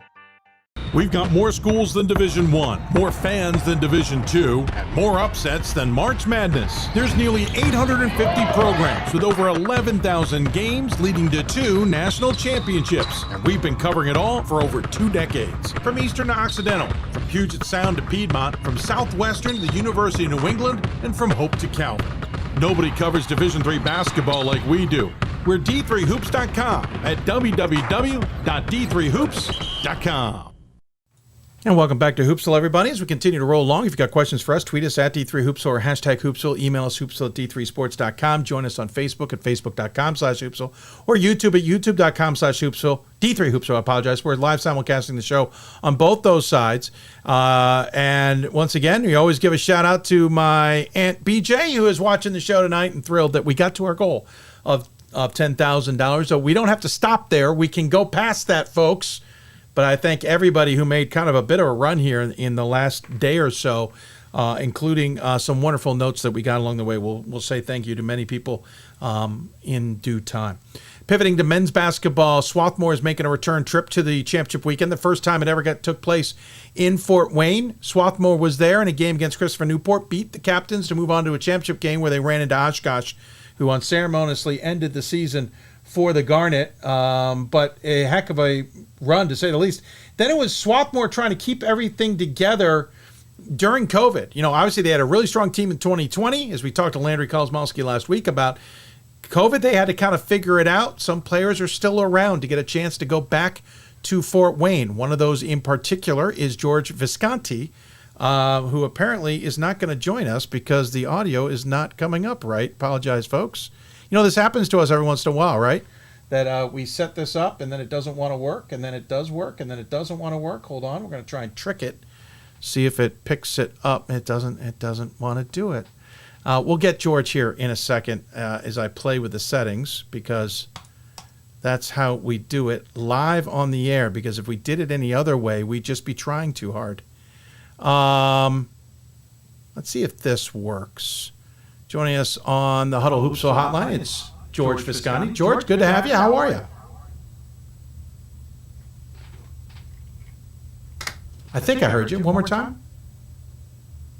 No, we don't have you. All right, I'm going to take a quick break, folks, see if I can get this solved, and we'll come right back and get it solved. Be back in a second. The National Association of Basketball Coaches is the nation's premier professional development and advocacy organization for basketball coaches at every level. The NABC strives to serve as the voice for coaches on national issues while advancing the core value of leadership, service, advocacy, education, and inclusion. To learn more about the NABC and to become a member, visit NABC.com and follow the NABC on social media at NABC 1927. That's NABC.com or NABC 1927 on social media.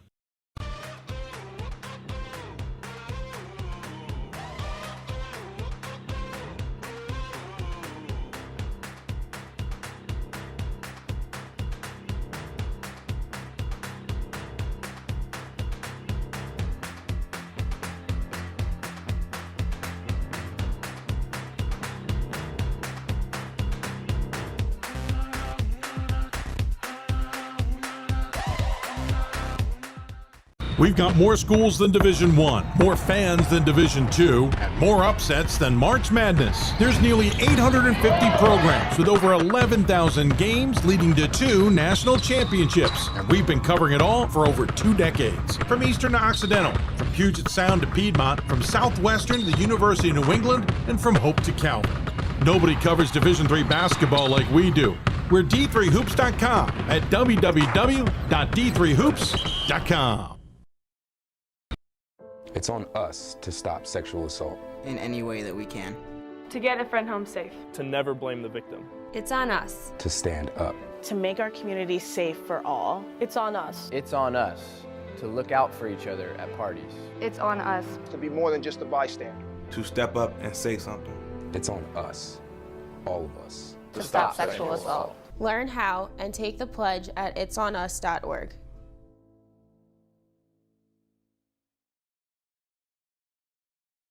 Coach of the Year, Administrator of the Year, All-America Team, Wade Trophy. The WBCA doesn't just honor coaches, but players, administrators, and much more. The WBCA strives to honor those who have contributed to the advancement of women's basketball. Celebrate the present, honor the past, look to the future.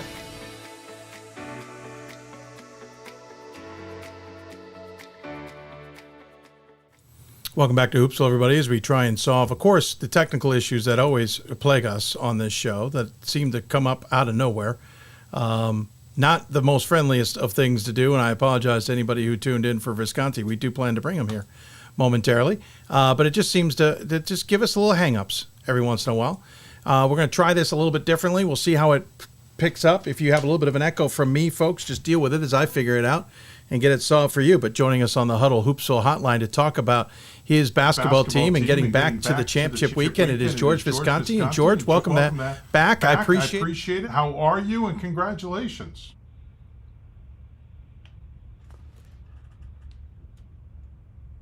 That's very strange. I can't hear you, but I thought could hear you. Let me just... It doesn't like us, George. We're going to switch it to this. Go ahead. Try now. Can you hear me now? Yeah, and the audio is all verklempt. George, you're a computer science major. Could you solve this for us? I'm unsure if my computer skills will be much help here. We're going to go for it. Doesn't matter. That's how we're going to roll on this, and just going to have to deal with it nonetheless and see how people can deal with it themselves. Listen, first and foremost, congratulations on getting the championship weekend again. I know this has been a big goal for the program since you guys got there in 2019. Has there been pressure to some extent that when you came up short, granted COVID came up short in 2020, but you came up short in 2022, that maybe the opportunity had slipped past?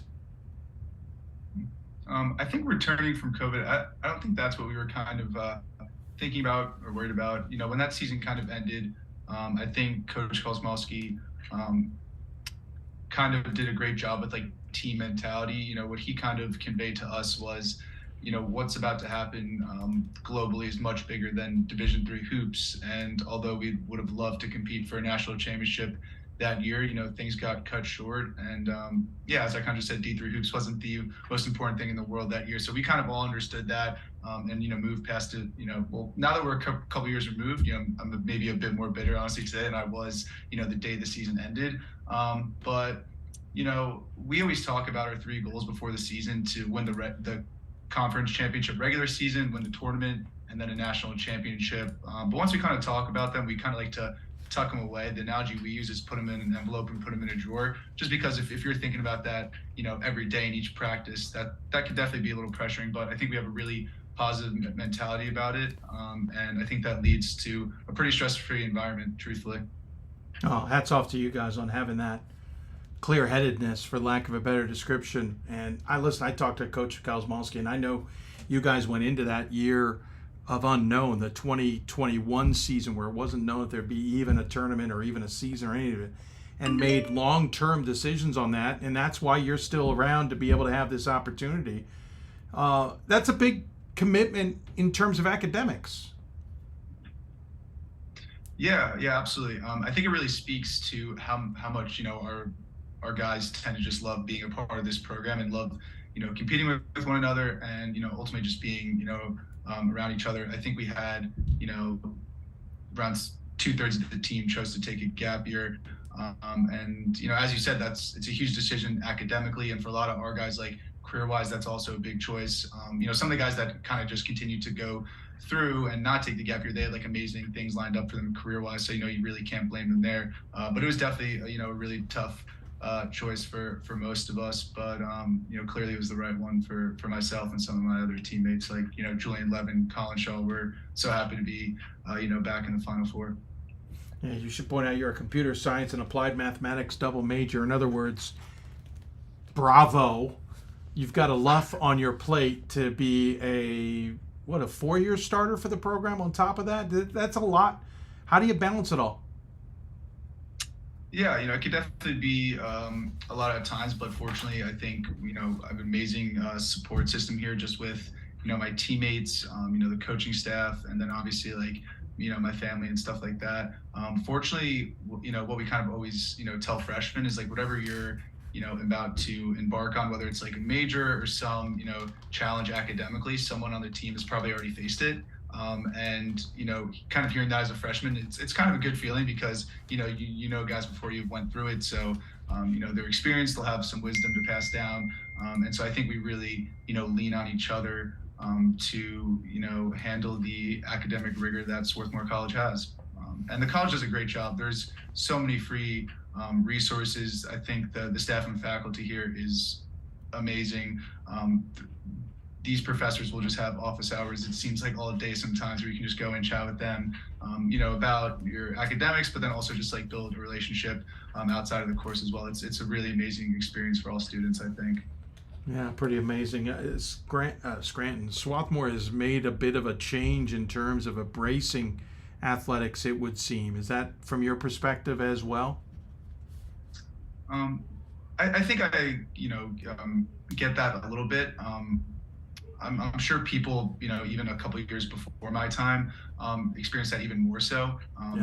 Guys that kind of saw like the turning of the program. I wasn't one of those people. My senior year of high school, the team, made the conference championship and made it to the Elite Eight. So I guess I'm part of the, privileged era of Swarthmore men's basketball where, you come in and they already have 20 plus win seasons, behind them and conference championships. I wasn't really part of the, the early group that did a lot of the mud work to get us where we're at today. So I'm sure those guys can even, speak more to it because I was actually listening to kind of a podcast with Carl Barkley recently. He said like when he was getting recruited by Swarthmore, like his senior in high school, they won like 3 games. And then his senior year, they were at 11. And that was pretty amazing for them. Yeah. So, for those guys, it's like so, far-fetched to even think we'd be competing in national championships. I mean, I think they understood the vision that Landry had, but, there's still some uncertainty even when you're in the program, I'm sure. Sure. No, I totally get it. Hey, let's talk about this run this season. First off, you guys have had a great season. It seemed to start a little off the radar, even to a point off the radar still into February. What was it like from you guys' perspective where Johns Hopkins is getting the headlines and others in the area are getting the headlines and everybody seems to not be talking about Swarthmore when it seemed like you had a pretty good team from the jump? Yeah, obviously we thought we were one of the best teams in the country from early on. Other people didn't see that way, and we're definitely aware of that. But we as a team, we really try not to think about that too much because what we kind of learned is it's ultimately a distraction at the end of the day. It's nice to get headlines and rankings and things like that. But what we kind of believe is what matters most is this year the 19 guys in our team. What we think, the work we're putting in. And so, I think we just kept doing that each day, really doubled down on, what we believe in, and the things we do offensively and defensively. And, obviously we've made, a pretty great run, but, there was definitely, some rough patches in the season. I think we kind of did have a bit of a slow start, truthfully. We had that Winder loss. DeSales played us incredibly tough. We had some really challenging conference wins coming behind against Haverford, Eulenberg, or Sinus at the buzzer, like just a lot of tough wins. But I think that, those moments really built character, gave us, a lot of experience. And I think it's been really great for us here in the back end, the back stretch of the season. His run to the tournament's been pretty impressive. This last weekend, I think, was startling to some degree. You had the rematch against Keene State, a team that knocked you out in the first round at home last year, which I knew was a bit of a startle for you guys. You beat them somewhat handily. Now, granted, they had a couple guys sick. I'm not trying to look for excuses, but there was a dynamic there. But did you expect to get past Keene State that easily? Or were you guys so itching from last season that that's exactly what you wanted to do? Obviously, it was obviously a really nice outcome. We were definitely, the word you kind of just used, itching from last season. We were really eager to go out and compete against them. We definitely didn't think, I didn't think the game was going to go like that, to be quite frank. Obviously they're a very talented team with some really talented players and they've had an amazing season. And so I didn't think it was going to, quite go like that. According to some, rankings and things like that, we were the underdog in that game. So I don't think many people, nationwide expected that game to quite go like that either. But, I think we obviously believe, in each other a lot, and our coaching staff is tremendous and they prepped us, so well for that game. And obviously we were a little fired up given that they ended our season last year. So I think you could tell we were all really, focused on both ends of the floor that night, and we had a great showing. Then you had to turn the corner and take on a Nichols squad that wasn't in the top 25, but maybe a team that was a little bit off the radar as well. They had an up and down season. They were playing really well. You guys only had a 2-point lead at any point in the first half. They got up by 11 at one point in the second half. I think it was about midway through before you guys started chipping at it. Did you get worried at any point in time that they were not a team that you're going to be able to come back on, and this was going to end at home, one game short of Fort Wayne? I think that the doubts may creep in like the very back of your mind, but while you're out there competing, I think what we all do really well is we do stay really present, and we're just thinking about the very next thing we can do. If there's, if we just turn the ball over, it's like, great, let's get a stop on defense. If we make a shot, great, let's get a stop on defense. And I think we all really share that mentality. But I can't, say that there wasn't some doubts at some point during that game. They were a very talented group with, a large lead late in that game. But, fortunately, as I kind of alluded to earlier, I think we're a really resilient group with a lot of come from behind wins earlier this season. We're really experienced. We constantly are practicing that late game execution stuff really from day one. We have like a situational segment every practice. So, what we kind of did at the end of that game was things we kind of do, every day. But, hats off to that nickel team. They were absolutely incredible. After the game, talking to some people and things like that, find out it's like one kid on their team played at Portland for 2 years, and it's like, well, that's the WCC. They played Gonzaga and St. Mary's twice here. It's like, okay, it's not so surprising they were so talented and played so well that night for really 39 minutes. They were really, really good. And I know you said a lot of people they weren't ranked top 25 at all, but I think it's fair to say that was clearly a mistake. They were a really good basketball team. No, I think the 6-5 start is where everybody had pause and they were building that back, but they made some important decisions behind the scenes to get them back on the right way of playing the way we all expected them to, and they certainly put on a show. You guys have had come from behind wins again. You beat Hopkins at their place for the Centennial title. You've got this win. Now you go on to Fort Wayne. You return. You are playing in that Christopher Newport game, which is a rematch. You'll get that game again. Is there anything you can take from the 2019 game? Is there anything you can take from that experience to help you in this semifinal? Yeah, I definitely think there's a couple things.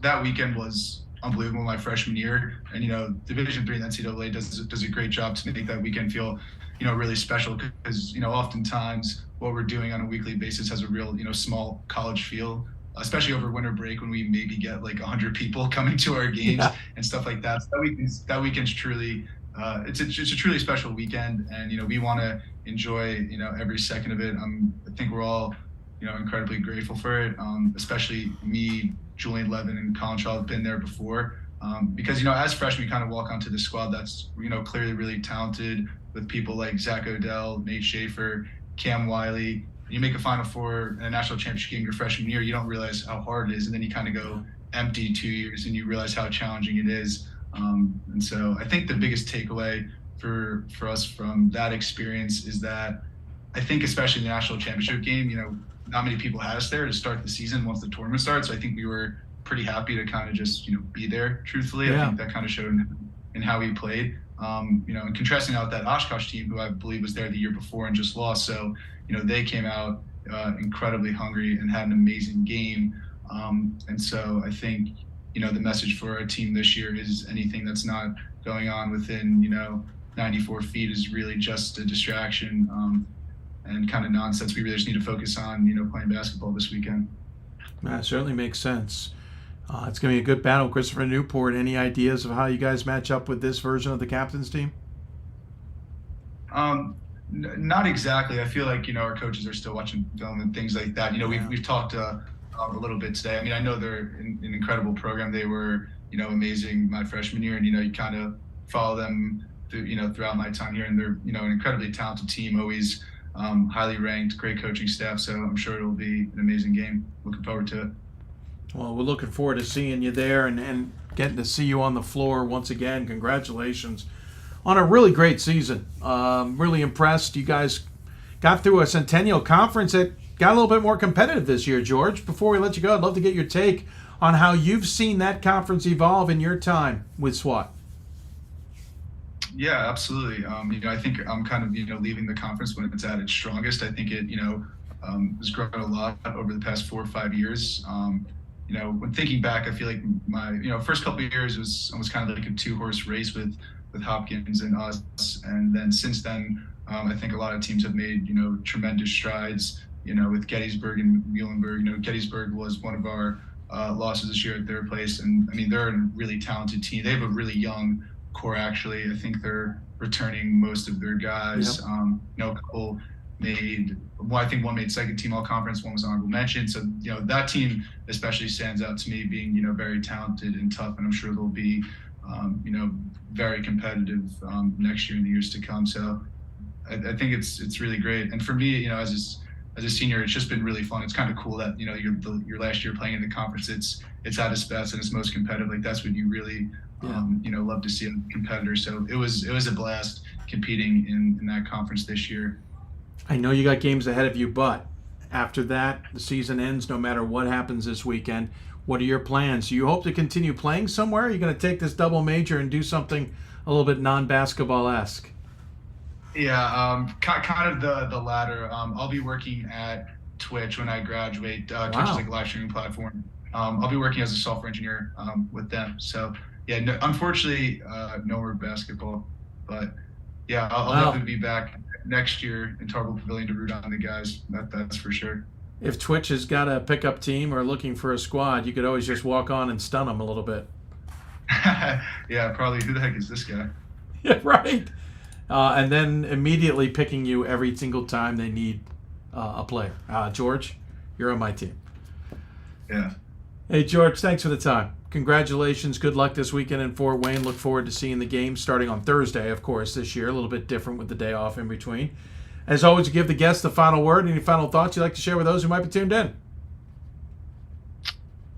Dave, I really, thank you for having me on, and, thank you for everyone to tune in. I think the D3 basketball community is, amazing. It's incredibly strong, and it's awesome to see what y'all do for, us athletes. No, hey, love doing it for you guys. You deserve it, and it's been fun to watch, especially to see you up close over the years as well. Look forward to seeing you Thursday. Take care. Safe travels. Thank you, Dave. George Visconti joining us on the Hudl Hoopsville Hotline. Sorry for the audio issues there, folks. Going to be there for the next one, too. Apparently, we've had a disconnect between the two computers, but we'll suck it up and move on. When we come back, Mount Union will join us. They're under their first Final Four in program history. We'll hear from them about how they got there and what they're looking forward to in Fort Wayne. You're listening to Hoopsville, presented by D3Hoops.com for the WBCA and ABC studios. We've got more schools than Division I, more fans than Division II, and more upsets than March Madness. There's nearly 850 programs with over 11,000 games leading to 2 national championships. And we've been covering it all for over 2 decades. From Eastern to Occidental, from Puget Sound to Piedmont, from Southwestern to the University of New England, and from Hope to Calvin. Nobody covers Division III basketball like we do.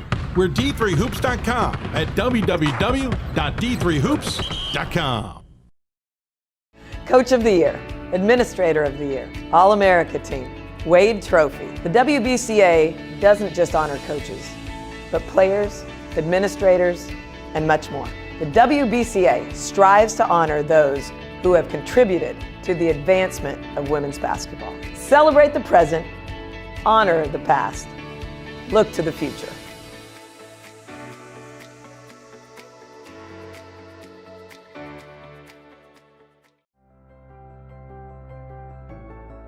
It's on us. It's on all of us. And it's time to act now. It's on us to start the change. It's on us to be the change. It's on us. It's on Division III. It's on all of us to stop sexual assault.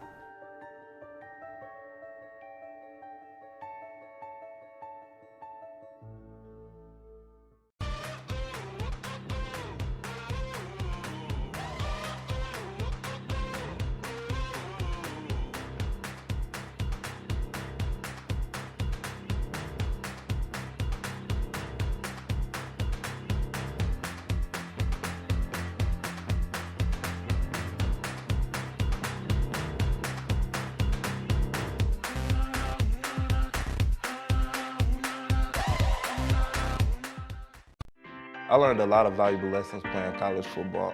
I never thought about the health benefits of exercise until I actually started to talk to coaches in college. It's not only just for performance, it's for life. My coaches instilled the importance of well-being, not only building up strength, mental health, getting enough sleep, eating properly is all what it is to be healthy. I decided that I want to go into personal trainer and share my knowledge that I obtained in college about physical and mental well-being. The National Association of Basketball Coaches is the nation's premier professional development and advocacy organization for basketball coaches at every level. The NABC strives to serve as the voice for coaches on national issues while advancing the core value of leadership, service, advocacy, education, and inclusion. To learn more about the NABC and to become a member, visit NABC.com and follow the NABC on social media at NABC 1927. That's NABC.com or NABC 1927 on social media.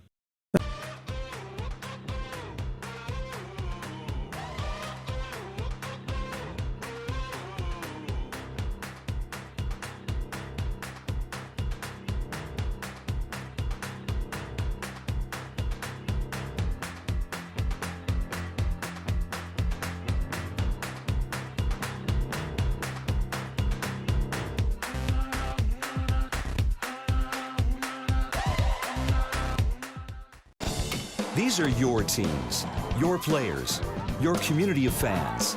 This is where they play, where they practice, where you cheer. At every meet, every event, every game. Your community is passionate, dedicated, supportive. You know the tension of a close game and the thrill of the win. So while you're cheering, keep an eye out for anything out of the ordinary. If you see something suspicious, say something to local authorities. I learned a lot of valuable lessons playing college football. I never thought about the health benefits of exercise until I actually started to talk to coaches in college. It's not only just for performance, it's for life. My coaches instilled the importance of well-being, not only building up strength, mental health, getting enough sleep, eating properly is all what it is to be healthy. I decided that I want to go into personal trainer and share my knowledge that I obtained in college about physical and mental well-being. We've got more schools than Division I, more fans than Division II, and more upsets than March Madness. There's nearly 850 programs with over 11,000 games leading to 2 national championships. And we've been covering it all for over 2 decades. From Eastern to Occidental, from Puget Sound to Piedmont, from Southwestern to the University of New England, and from Hope to Calvin. Nobody covers Division III basketball like we do. We're D3Hoops.com at www.d3hoops.com.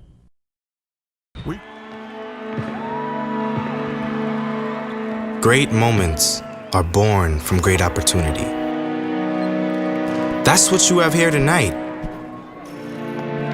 That's what you've earned here tonight. This is your time. Now go out there and take it.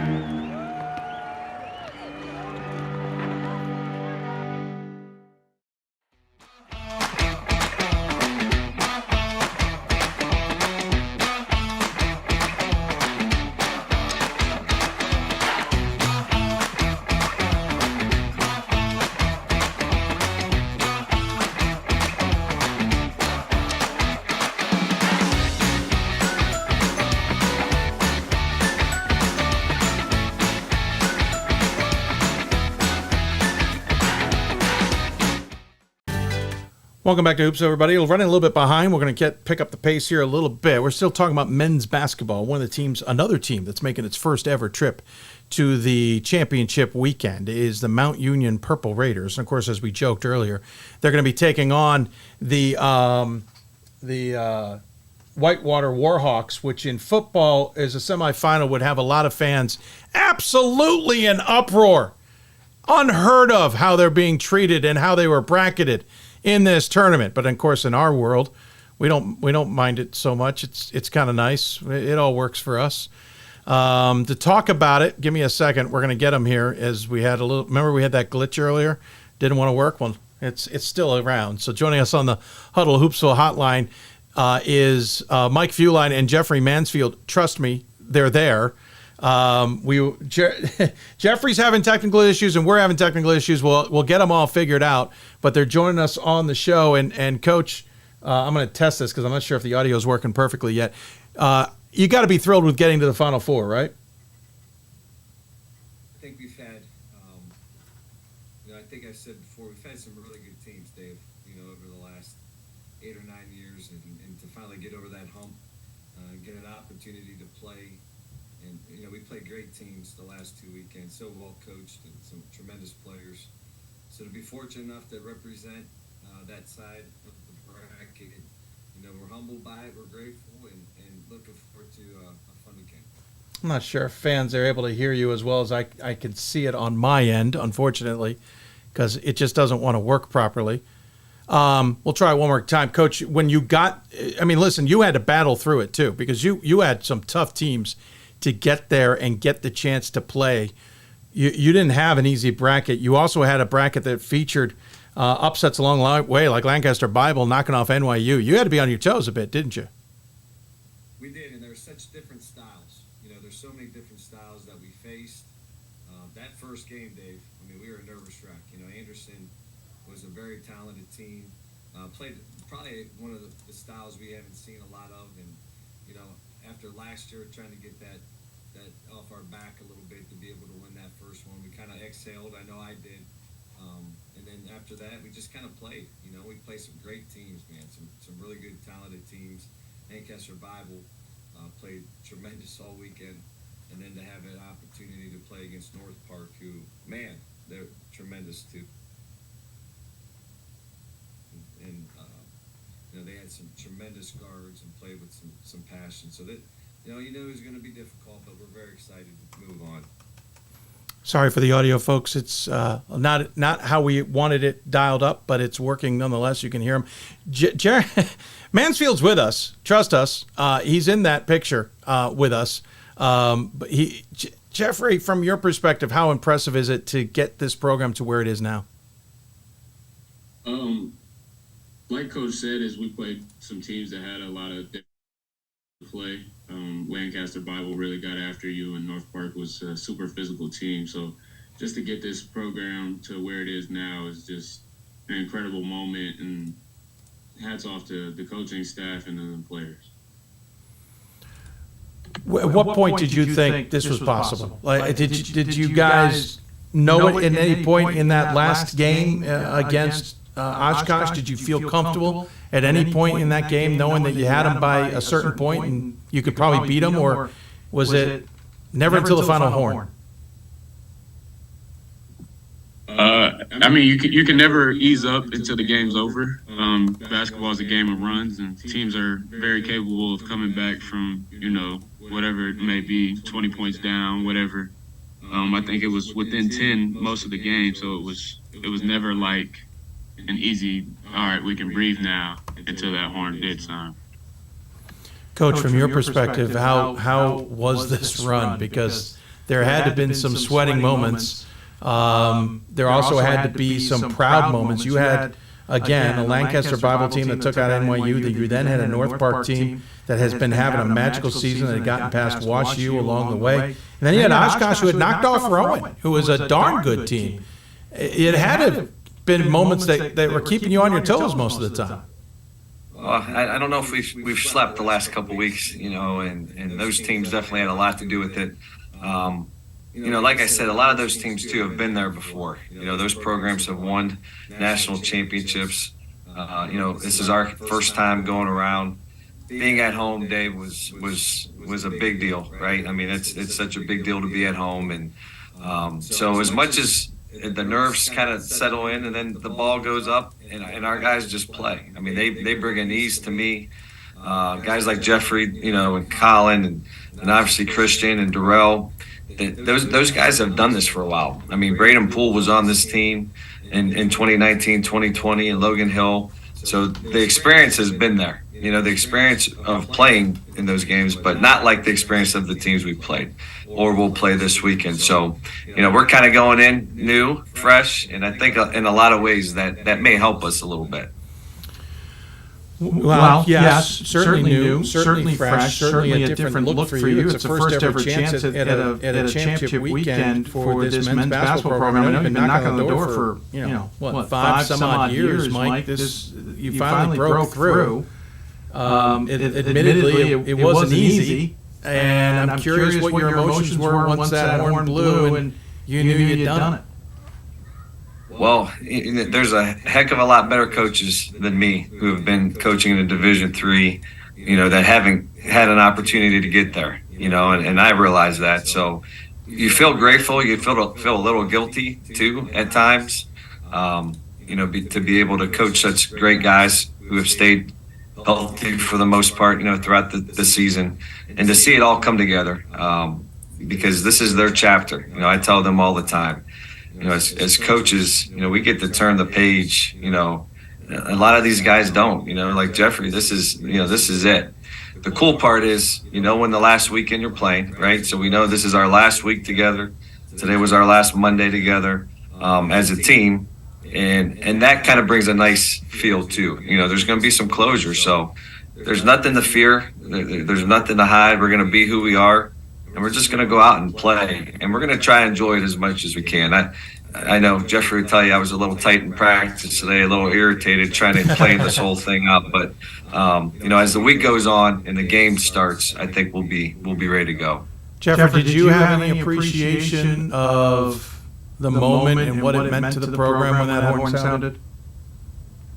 Yeah, a lot of hard work and a lot of time goes into this. So just being able to live this moment, you see it at the Division I level, you get to see people taking trips to the Final Four and stuff. And so it's something you always dream of as a kid, that just want to play in a Final Four. And, putting all the work in to basketball that we all have and finally being able to get to this moment is a big deal. Tell me a little bit about the mentality of the team all season, because you've had a tough OAC, you've had a lot of attention on you, you've been in the top 10 conversations in the rankings all season long. So expectations have been high from outside. I'm sure expectations were high from inside. What was it like to get through the conference, Jeffrey? What was it like to get through the conference tournament on top of that and get to this point? What was the season like from that roller coaster? I think our guys do a great job of just staying focused on the challenges ahead. I think we never really got into the rankings and, what people think of us. And, we kind of just stick together and just play basketball. It helps when a bunch of us are 5th and 6th year guys. It helps a lot being able to stay focused. Do you guys have an overall mentality that when things get real tough, that you somehow turn the switch, as it were, or try and be there for each other? Well, we're a very close group. We all hang out outside of basketball, which helps a lot, and we always pride ourselves defensively. So, when things start getting rough for us, we've missed a couple shots, we know we're going to have a chance to win because we know we're going to guard. It helps when you have guys like Christian Parker and Braden Poole blocking shots. But then again, Darrell Newsome is probably one of the best defenders I've ever seen. So it helps a lot having those guys. Oh, no, absolutely. Christian Parker averaging 18.5 points a game. Colin Gurley, 14.5 points a game. Darrell Newsome, 10.5, 10 plus. For a guy named Jeffery Mansfield, I guess. I think we might know a little bit about him. Four guys in double figures, and you're outscoring your opponents by 14. Coach, you've got to be thrilled at the defensive mentality, because I'm sure that is making the offense a lot easier. It does. Like Jeffrey said, we identified it, Dave. I think I told you this the last time. We identified early on that we were, these guys loved it. They talked about it all the time. The addition of Jeffrey and him being able to coach guys on the floor and dictate things on that side. He sees things before they even happen. So once that piece comes to the table, when you add those other guys, then you just start focusing on being as good as you can be on that side of the floor. Eventually, the offense did catch up to the defense, and we're in a nice groove right now, obviously, to get to this point. And just hoping we can continue to play well on both ends here on Thursday. We're gonna need to. And Mike, I'm curious. You got a bit of the transfer window type thing helped out with this program to some degree. It's helped John Carroll in your own conference. It's helped others in terms of getting some talent like Jeffrey in on the team to bolster what you already had. But that's a bit of a balancing act, too. I mean, you played a team in North Park who went out there to the transfer portal and brought in a ton of talent that made a huge difference. What's that? But then you also saw a Nichols squad who also had a bunch of talent and honestly had to get rid of a couple guys kind of midway through the season because it wasn't working and they needed to right the ship. What's that balancing act like? You have to get the right guy, and for us, we've known Jeffrey. We've been around Jeffrey forever, and his former coaches are very good friends of mine, and called me and just said, hey, he's the guy. You know what I mean? He's a piece for you guys. So, we've known him. We've respected him from a distance, how hard he played. I mean, he scored so many points. But the conversations that we had prior was just that sacrifice that he's going to have to make. He scored, I think, 1,600 points at Wilmington. And to come here and to kind of, just be a part of the piece of the pie, and it doesn't have to be the main guy, was something new for him, but something he wanted. He told me to come off the bench. I know it drove him crazy. His leg would be going 100 miles an hour. So it takes a special guy to be able to come in as a transfer. But it's we preach family. We're very selective on who those people are. After meeting him and his mother, it was a no-brainer. We spent a lot of time together, and just the person he is. I mean, he gets mad when I say this, but I'm not letting him leave. We should have a GA spot open, and he's going to be there if he wants it. So it's that kind of relationship. It's that kind of person. Again, man, grateful, right? I mean, who can say that Jeffrey Mansfield, who has coached unbelievably well, kind of falls right into your lap, and is really leading us right now in every single thing that we're doing. He is. I give him such a hard time. We have fun with each other, but he's the guy, man. Yeah. He was that missing piece. Jeffrey, you averaged 14.5 points per game, or 15 points per game, I should say, in your career. 16.5 your senior year, 17.5 that shortened kind of non-year. In 2021, you come over to a Mount Union team where you're now averaging 10.5. You're dishing it out more often. My friend Ryan Scott put it best. You were a standout player for 4 years at Wilmington. It didn't seem like they could ever get you some help to go along with it. Now you're working in the lineup with a lot of weapons. Seems like you figured it out. What's it like to play in this Mount Union group and have the season you're having? This group is fun. Just how tight we are, Like Darrell Newsome, his family has become like a second family to me. Colin Gurley's family has become so close to me. And it just makes it more fun when you're that close with the people off the court, Basketball is basketball at the end of the day, but like when you have that tight of a relationship off the court, it just makes the season fun. And, living with Christian Parker has just been an absolute joy. So it's just that extra stuff just made it this season a lot more memorable and enjoyable for me. All right, gents, it's a game that's made for the gridiron. Whitewater versus Mount Union in the semifinals. Jeffrey may not be as familiar with it. Mike, you certainly are. I'm kind of curious what you think of the Warhawks in what will be a game against a bit of an unknown and Pat Miller's squad. And I only say that because they're coming on at the end of the season. WIAC champions, good run in the tournament. You guys have been there the whole time. What do you expect, Mike? And we'll get to Jeffrey's thoughts in a moment. Unbelievably talented team. They can score from all different angles. Pat's been there, right? He's won a couple of these things, so he gets it. But it's crazy, to be playing the Wisconsin teams, especially Whitewater in the Final Four. It's just a tribute to both athletic departments and universities, and we're grateful to be able to play them. They have some tremendous talent. We just have been watching film on them all weekend, watch a little bit as a team. What stands out is just how versatile they are. They have some really good bigs, and then the freshmen's playing incredibly well right now. So they have come on. They have been making a lot of shots, and they run their stuff, and they run it really well. I love what they do offensively. So we may be stealing some of that for next year, but they do a great job. We know we're going to get their best effort, and hopefully they'll get ours too. It should be a really good basketball game. Jeffrey, your perspective on this team, if you've been able to get any perspective on them yet. They're a really talented group that plays really hard, incredibly coached, and it'll be a very fun game to play against them. All those Wisconsin teams really are ultimately just really talented and really well coached and really respected. Yeah.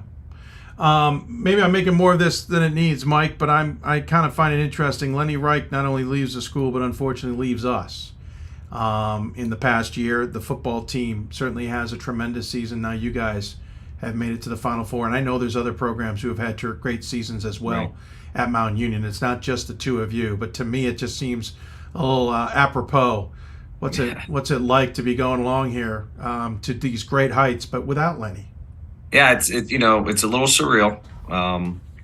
Before the game on Saturday, I texted with his wife a little bit, and she would said it best. He would be loving this. Yeah, he would. Your football team goes to the national championship game, and now your basketball team is headed to the first Final Four. But like I said after the game Saturday, instead of being sad, because it can overwhelm you.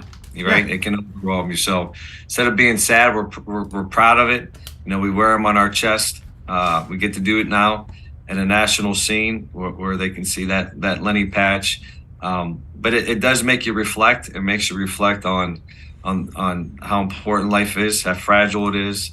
And I'll be honest with you, Dave, I'm bad at that stuff. I try to, not think about it. But before the game, it's hard not to, man. I got his patch right on my desk. I give it like a little rub, before I go out there. And, he's definitely been with us. And, I know his family's supporting of us as well. And it's just, it's tough, my man. I hear that all. Appreciate the time, guys. I know we had some technical glitches on my end. On your, it's tech, right? We can't get it through easy, but I appreciate you bearing with it and getting through it. As always, we give the guests the final word. Any final thoughts you'd like to share? We'll start with Jeffrey and then finish up with Mike. Any final thoughts you want to give anybody out there who's tuning in? Just appreciate you for having me on. Hope everybody had a good Monday today, and hope they have a good week. Well, good thoughts. Mike, your thoughts? Yeah, the same thing. We look forward to celebrating Division III basketball, this week with everybody. A lot of you guys I have not got to meet in person. I got to meet Pat for the first time this week, and Drew, and even Ryan I haven't seen for a while. So, that stuff is, I enjoy that. At the end of the day, it's just basketball, man, right? And relationships matter. And just being a part of this now for 12 years, I do feel a part of the family, kind of as an outsider coming in and getting to know you guys. I just look forward to meeting everybody in person. And hopefully our team, represents everybody well.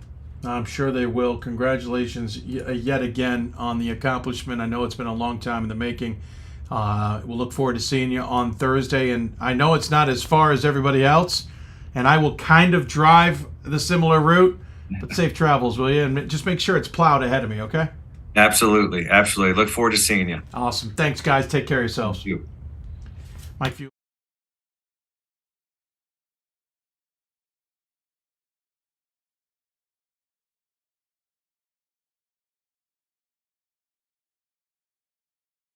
There we go. Lost the mic. There we go.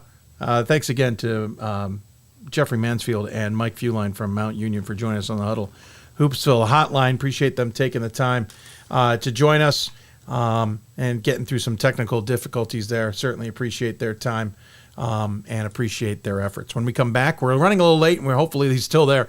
Whitewater will be sending their junior forward to us to talk about the upcoming matchup, not in football.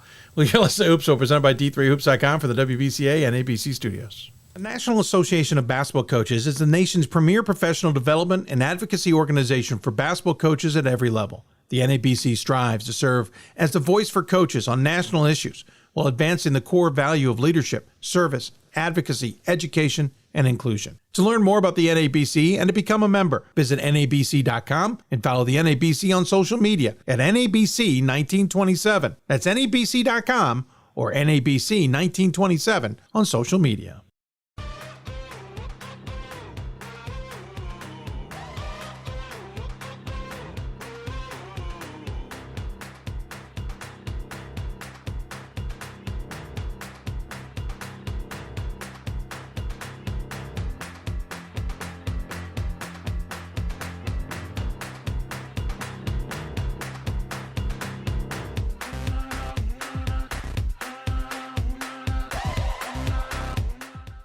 We've got more schools than Division I, more fans than Division II, and more upsets than March Madness. There's nearly 850 programs with over 11,000 games leading to 2 national championships. And we've been covering it all for over 2 decades. From Eastern to Occidental, from Puget Sound to Piedmont, from Southwestern to the University of New England, and from Hope to Calvin.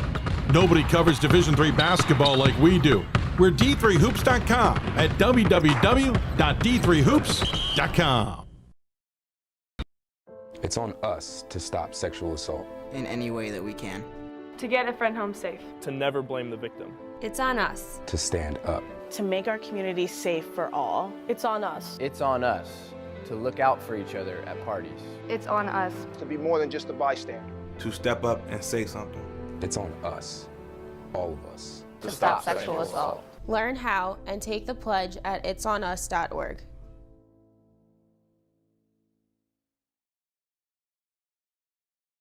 Coach of the Year, Administrator of the Year, All-America Team, Wade Trophy. The WBCA doesn't just honor coaches, but players, administrators, and much more.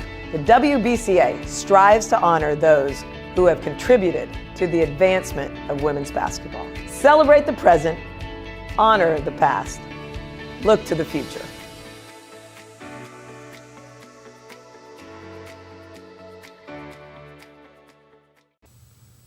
And welcome back to Hoopsville, everybody. As we continue to roll along a little bit late tonight. Still ahead, we talked to both Christopher Newport coaches, both John Krikorian and Bill Broderick. But next up, Mount Union's counterpart in the semifinals is Wisconsin-Whitewater. And to continue the joke, it's not the football matchup in the semifinals. Whitewater and Purple Raiders in the colors of purple will be painted across Fort Wayne.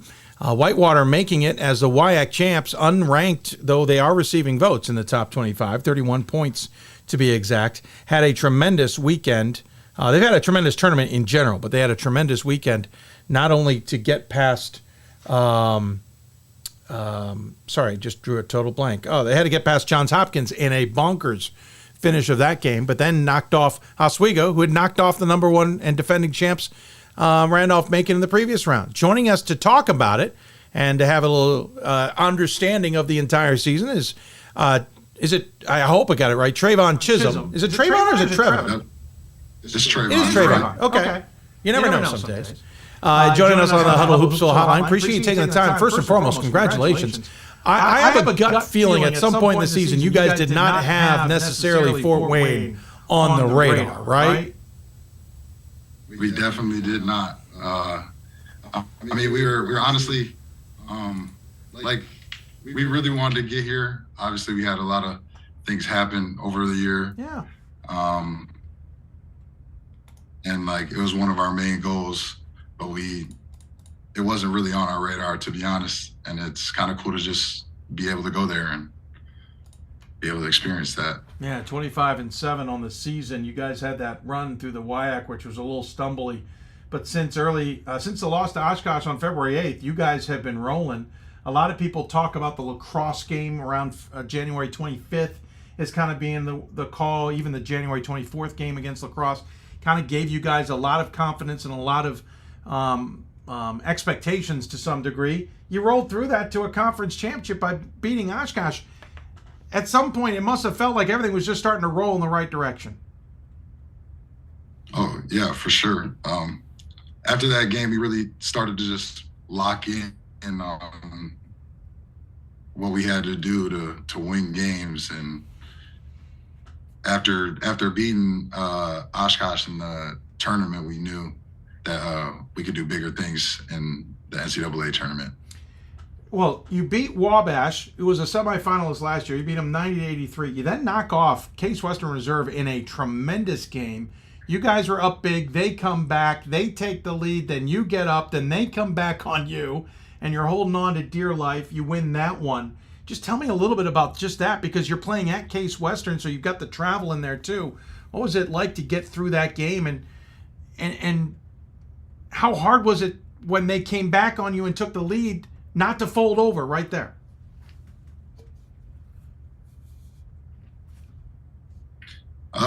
It definitely was hard, but knowing our team and knowing like how everybody plays, it was really just for us, like locking in and really making sure that our game was played to the best of our ability at the end to make sure we got the dub.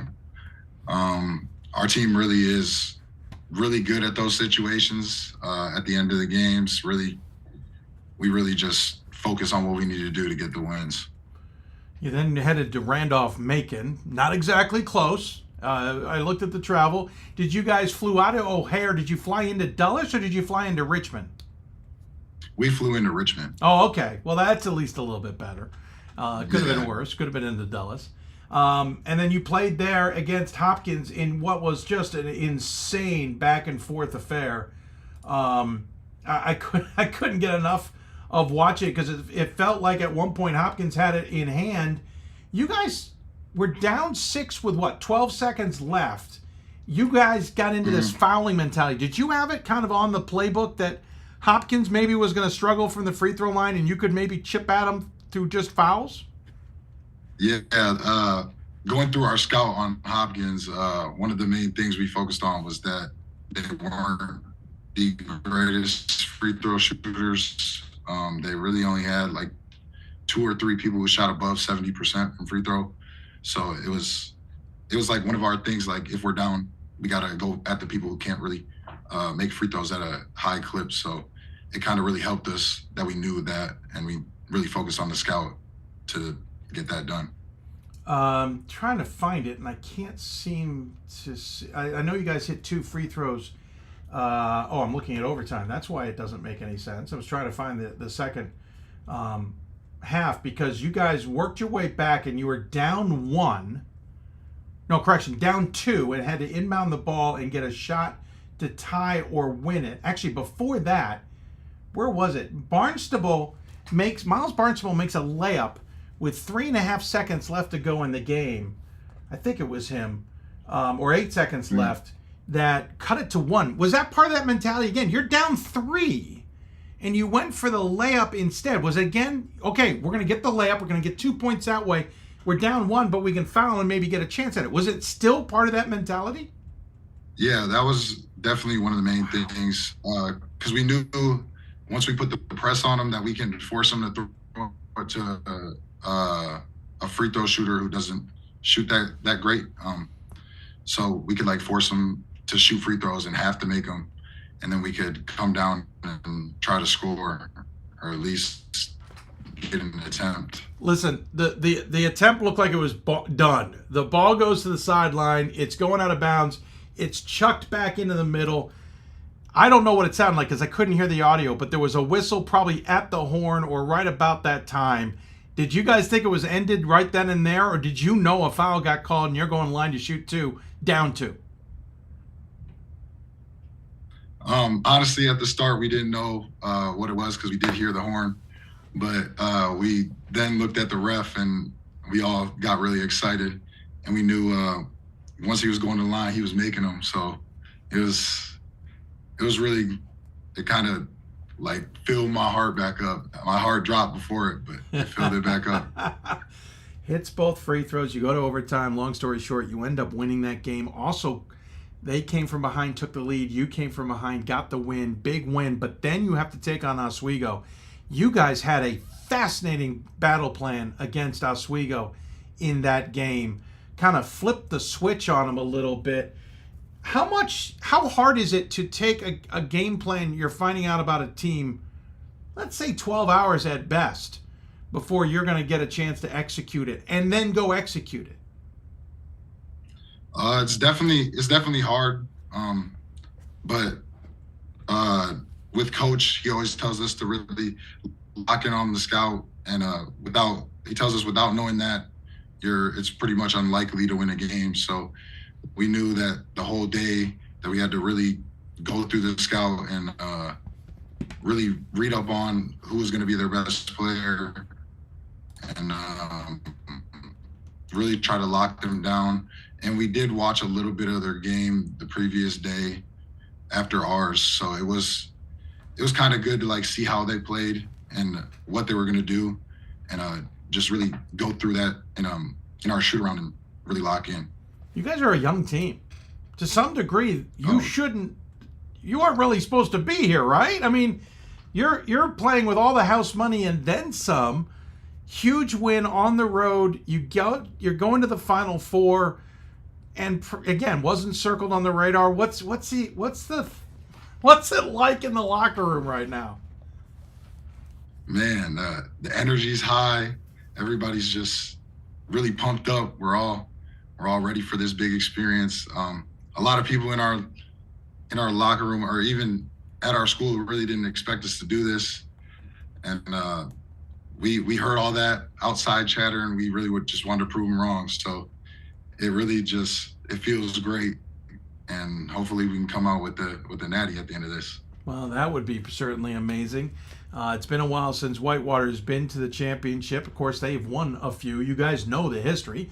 Pat Miller has coached coached those teams, but even he would probably admit this is a different unit. This is different coaching. This is a different way of going about it. So I'm curious, do you go into it with the complete mentality that you've got to win and you got to take advantage of the opportunity, or do you go in and you enjoy it? Do you get a chance to at least soak in any of this, or is it only a business trip?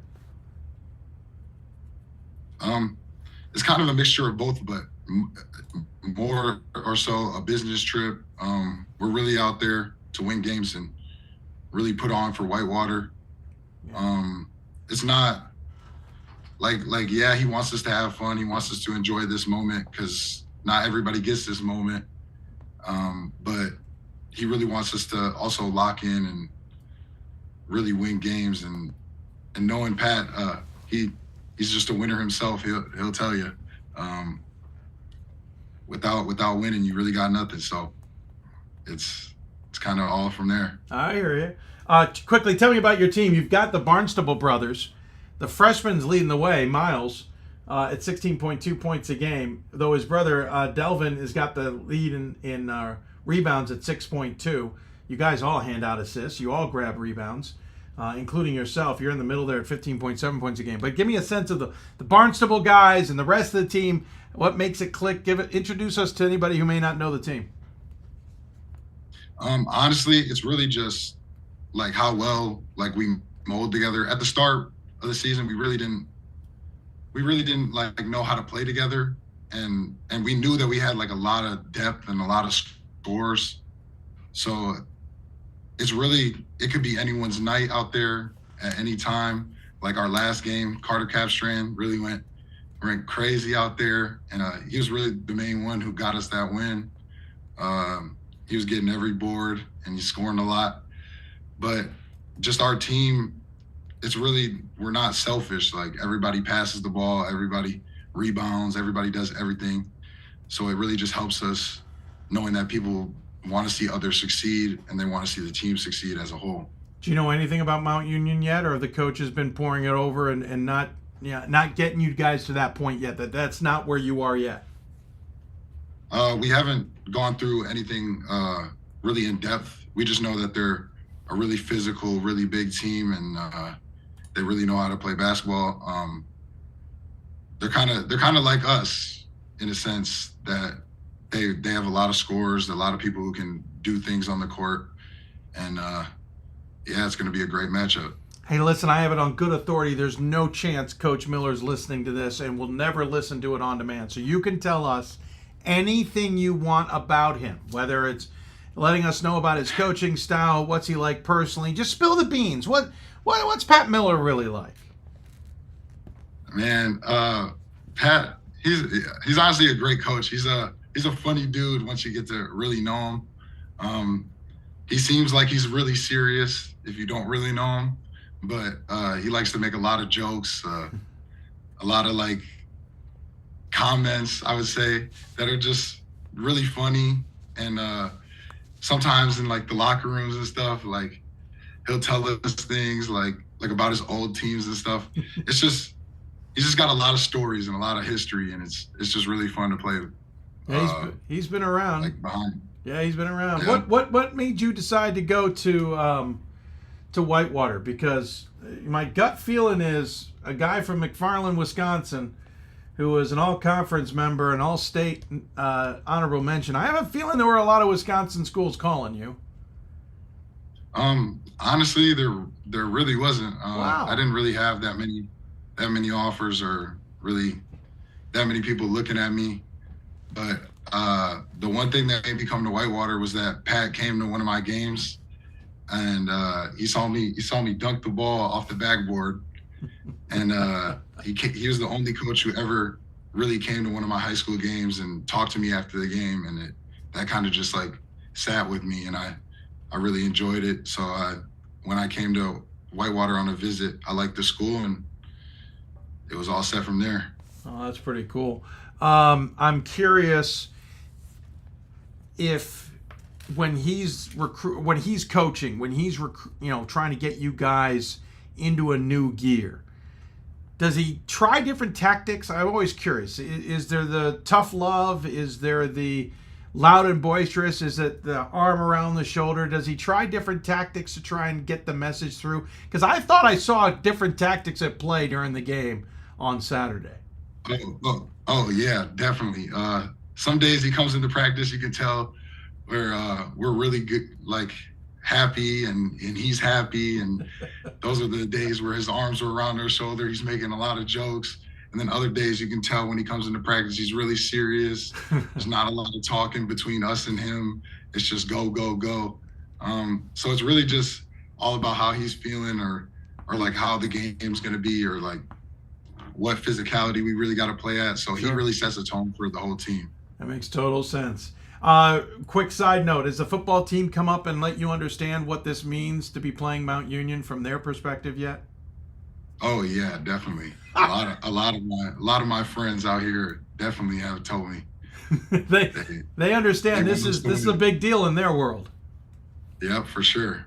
So I guess they want a W through you. Yeah, they definitely want a W. Yeah, I had a feeling. Hey, Trevon, thanks so much for the time. By the way, I noticed you're a business major. What are you hoping to do whenever the college career comes to a close? Because you could be back for another year, I fully realize, and the rest of the world should fully realize. I actually did change my major. I'm a journalism major with an advertising emphasis. So cool. Hopefully I can become like either a sports journalist or like a sports broadcaster. I really want to do something like you're doing right now, like a podcast or very cool, something like that. Very cool. I didn't realize that. That's awesome. Well, listen, if you need, you're always welcome to call us if you got questions. Though I know you're at a pretty darn good school there to learn the business. But in the meantime, enjoy the weekend. Enjoy the game or games, depending on the outcome. Enjoy the opportunity. I know you guys will soak this in, and no matter what happens, use it to next season. We have a tradition on the show. We always give the guests the final word. Any final thoughts you want to share with those who might be tuned in? Thank you guys for supporting us, and I really just want to say DG4. Yeah. And you know what? I should have brought that up. I apologize, Trevon. Real quick note to derail that momentum there for a second. We talked to Coach last week. We understand the significance of the loss and what you guys have been playing with. Actually, the picture we featured of you actually has a picture of him on your shirt. Give us a little sense of losing DG and what it's meant to you guys this season. Losing DG has really just been like the main fire to our game this year. Every day we start out practice with 4 push-ups. We always break down our huddles with DG4. He's just really been our main drive, and he's really pushed us to this point. And being in the Final Four has really like helped us, and also helped his mom a lot. And it's honestly just great to see where we're at and what could become a national championship. Yeah, I apologize for bringing that up at the end. I should have brought it up at the beginning, but really impressive with what you guys have done to rally around him, his family, I should say, and what he meant to all of you. I know you'll be using that through this weekend, and our best to you all as you go through all of that. But good luck as well. Thanks for the time, seriously, and enjoy it, and we'll look forward to seeing you coming up on Thursday. Thank you. Means a lot. I appreciate it. Trevon Chislom joining us on the Hudl Hoopsville Hotline. Great to chat with him. Sorry for the disjointedness there. We're just having one of those nights on the technical side of things. If you got any questions for us, you can always tweet us at D3Hoopsville or hashtag Hoopsville or email us hoopsville@d3sports.com. When we come back, we have our conversation with Christopher Newport. Both John Krikorian and Bill Broderick join us. You'll listen to Hoopsville, presented by D3Hoops.com from the WBCA and ABC studios. Great moments are born from great opportunity. That's what you have here tonight. That's what you've earned here tonight. This is your time. Now go out there and take it.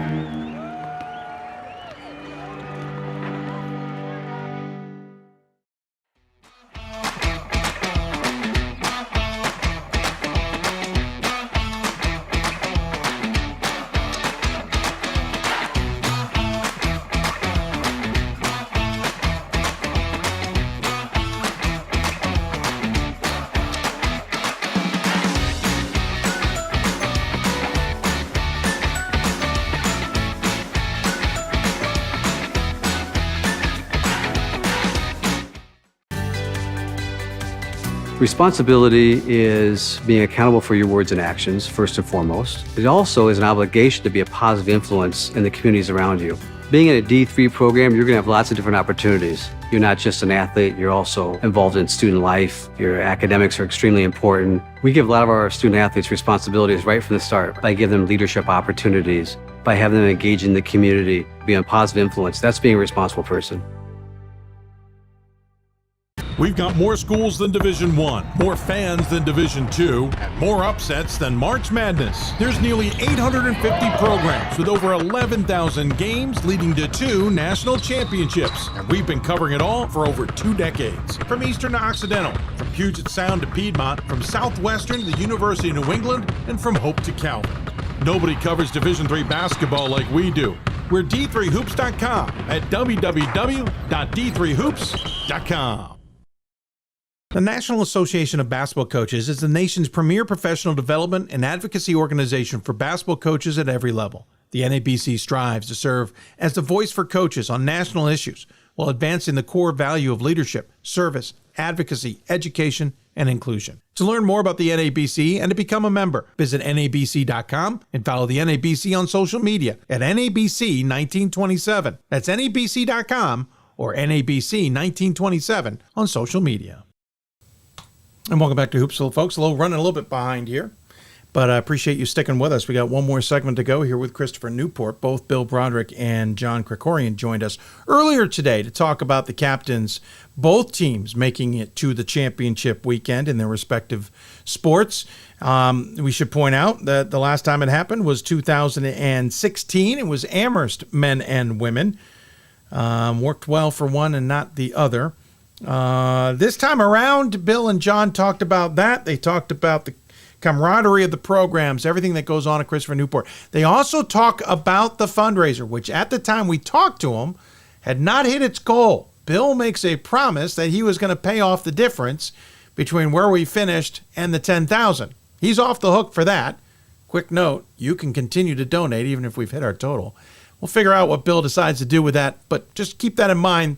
The total's at the bottom of your screen as you listen to John and Bill talk to me earlier today. Now join us on the Hudl Hoopsville Hotline. It is the head coaches of the Christopher Newport captains, men's and women's basketball programs, John Krikorian and Bill Broderick, not listed in any particular order except the way I had them in my head. First time since 2016 that both men and women programs have gotten to the championship weekends or the semifinals, since it's a little different on the women's side. Gentlemen, first and foremost, congratulations. I know something that maybe both of you have thought you'd be doing sooner than this year, both together, but here you are. I'll go ahead. It's surreal. I mean, it's, Bill's 5 doors down the hall. Our teams practice back to back almost every day. With the respect we have for each other's programs and the work that we both appreciate that the other puts in. It's inspiring to see them succeed every year. It's competitive a little bit. And, on our campus, I think it's invigorating and it's just awesome. Yeah, I think with our players as well, there are a lot of times that obviously they're the only people on campus, whether it's winter break or whether it's spring break. And I think our players, they all get along and have great relationships. We actually attended a wedding together 2 years ago with 2 of our former players getting married, and congratulations to Brock and Madison, who just had a baby recently, I think a few weeks ago here. So yeah, I mean, it was nice. Coach K was here 2-3 years before me, and our backgrounds are very similar, where most of our experience was kind of D1 assistants.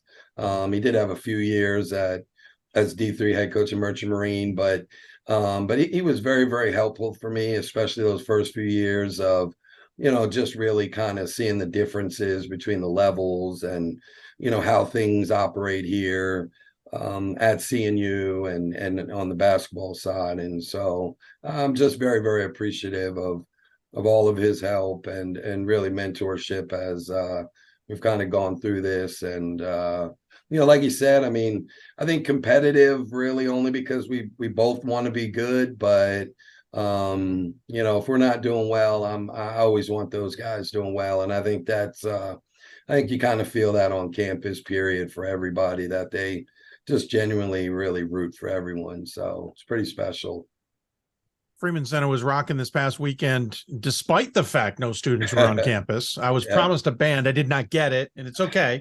I'm not holding that against anybody. They were in Argentina, so it's hard they got called to Argentina. It's hard to turn down Argentina. No, absolutely. Certainly not knocking it. But it was interesting that you still have that strong fan base on the men's side. I know on the women's side, because there were some making the drive all the way up to the games that you guys had up there. And so the support's there. Now the students are back. I'm assuming the buzz, despite it still being Monday and everybody's still kind of getting back into the swing of things, is pretty rocking, Bill. Yeah, I mean, it's the students, and especially the student athletes too, to see everyone out. I know a bunch of my players actually made the trips and went to they were there when our softball team won the national championship. They were there when our women's soccer team won the national championship. I think just really absorbing and taking all that in. And so it's definitely something that they embrace, and they're happy for one another, and they follow.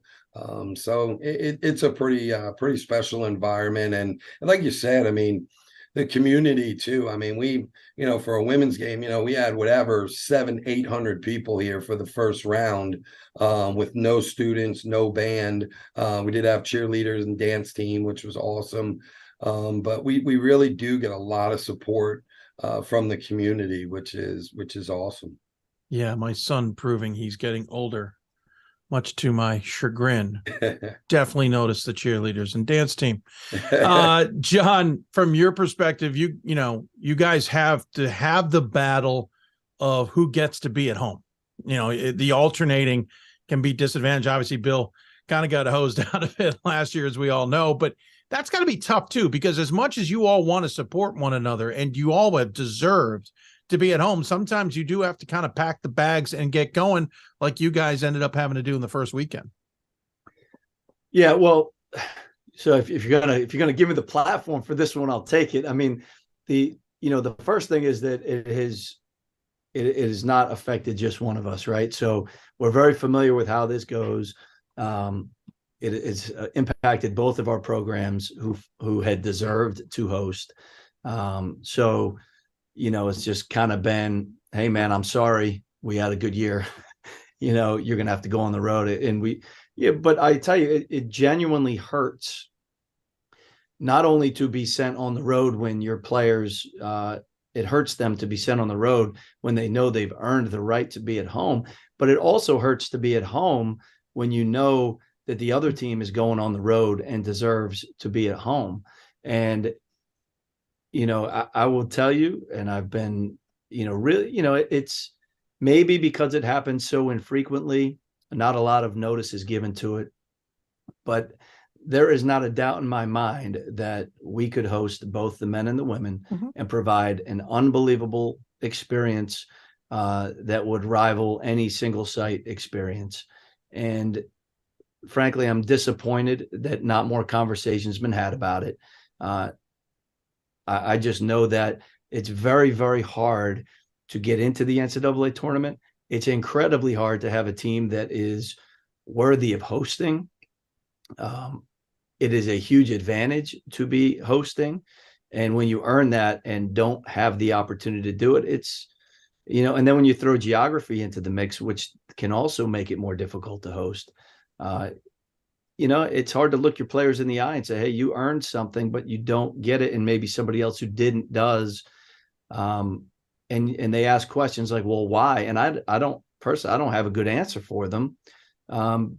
Because I know if the answer is student athlete experience, it's not a good answer because we can provide an unbelievable one. Not a doubt in my mind. We host tournaments together all the time.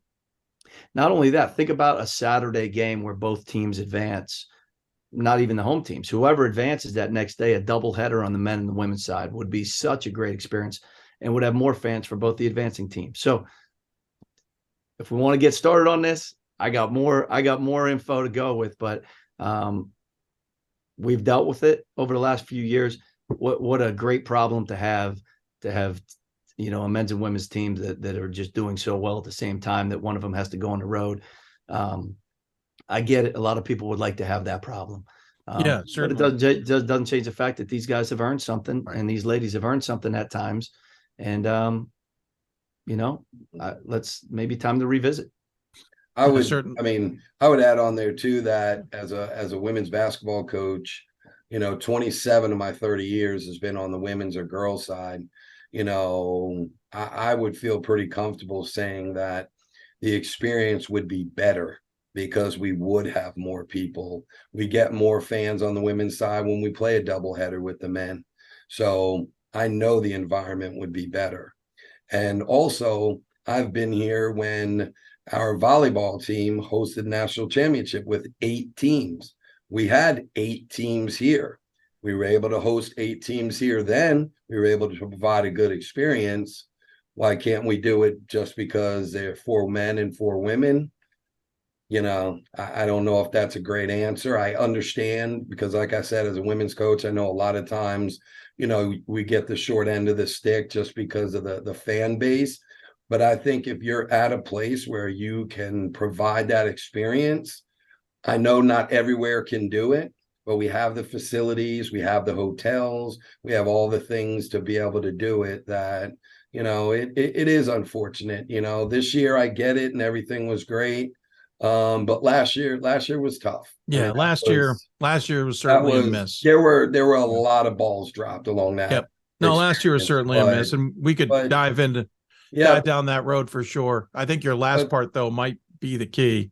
Not everybody else can do it, and correct. I think that's where the crux is. But we'll talk about it another time because I think it's worth an off-season conversation. There's a lot of things to talk about in the off-season about how to improve things and how to tweak things and how to adjust things, and that's certainly one worth going into. But from your perspectives of both you guys are on the road because you have no choice now.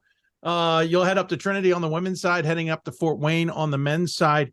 Bill, this is a trip that last season seemed to be destined. You were undefeated heading into the round of 16 before Trinity, Texas upended you guys. I gotta think that was on the mind of the team, knowing, hey, everyone thinks we're going to be there, but unless we actually play well, as last year proved, we won't be there. Yeah, 100%. I think this year being a little bit different and especially suffering some of the major injuries that we have.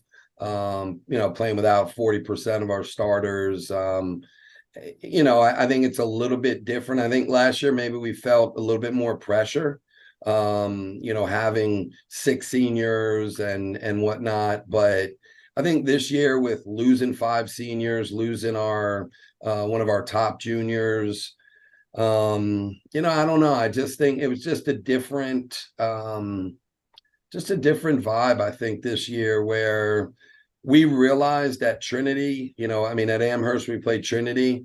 We literally had one bad quarter.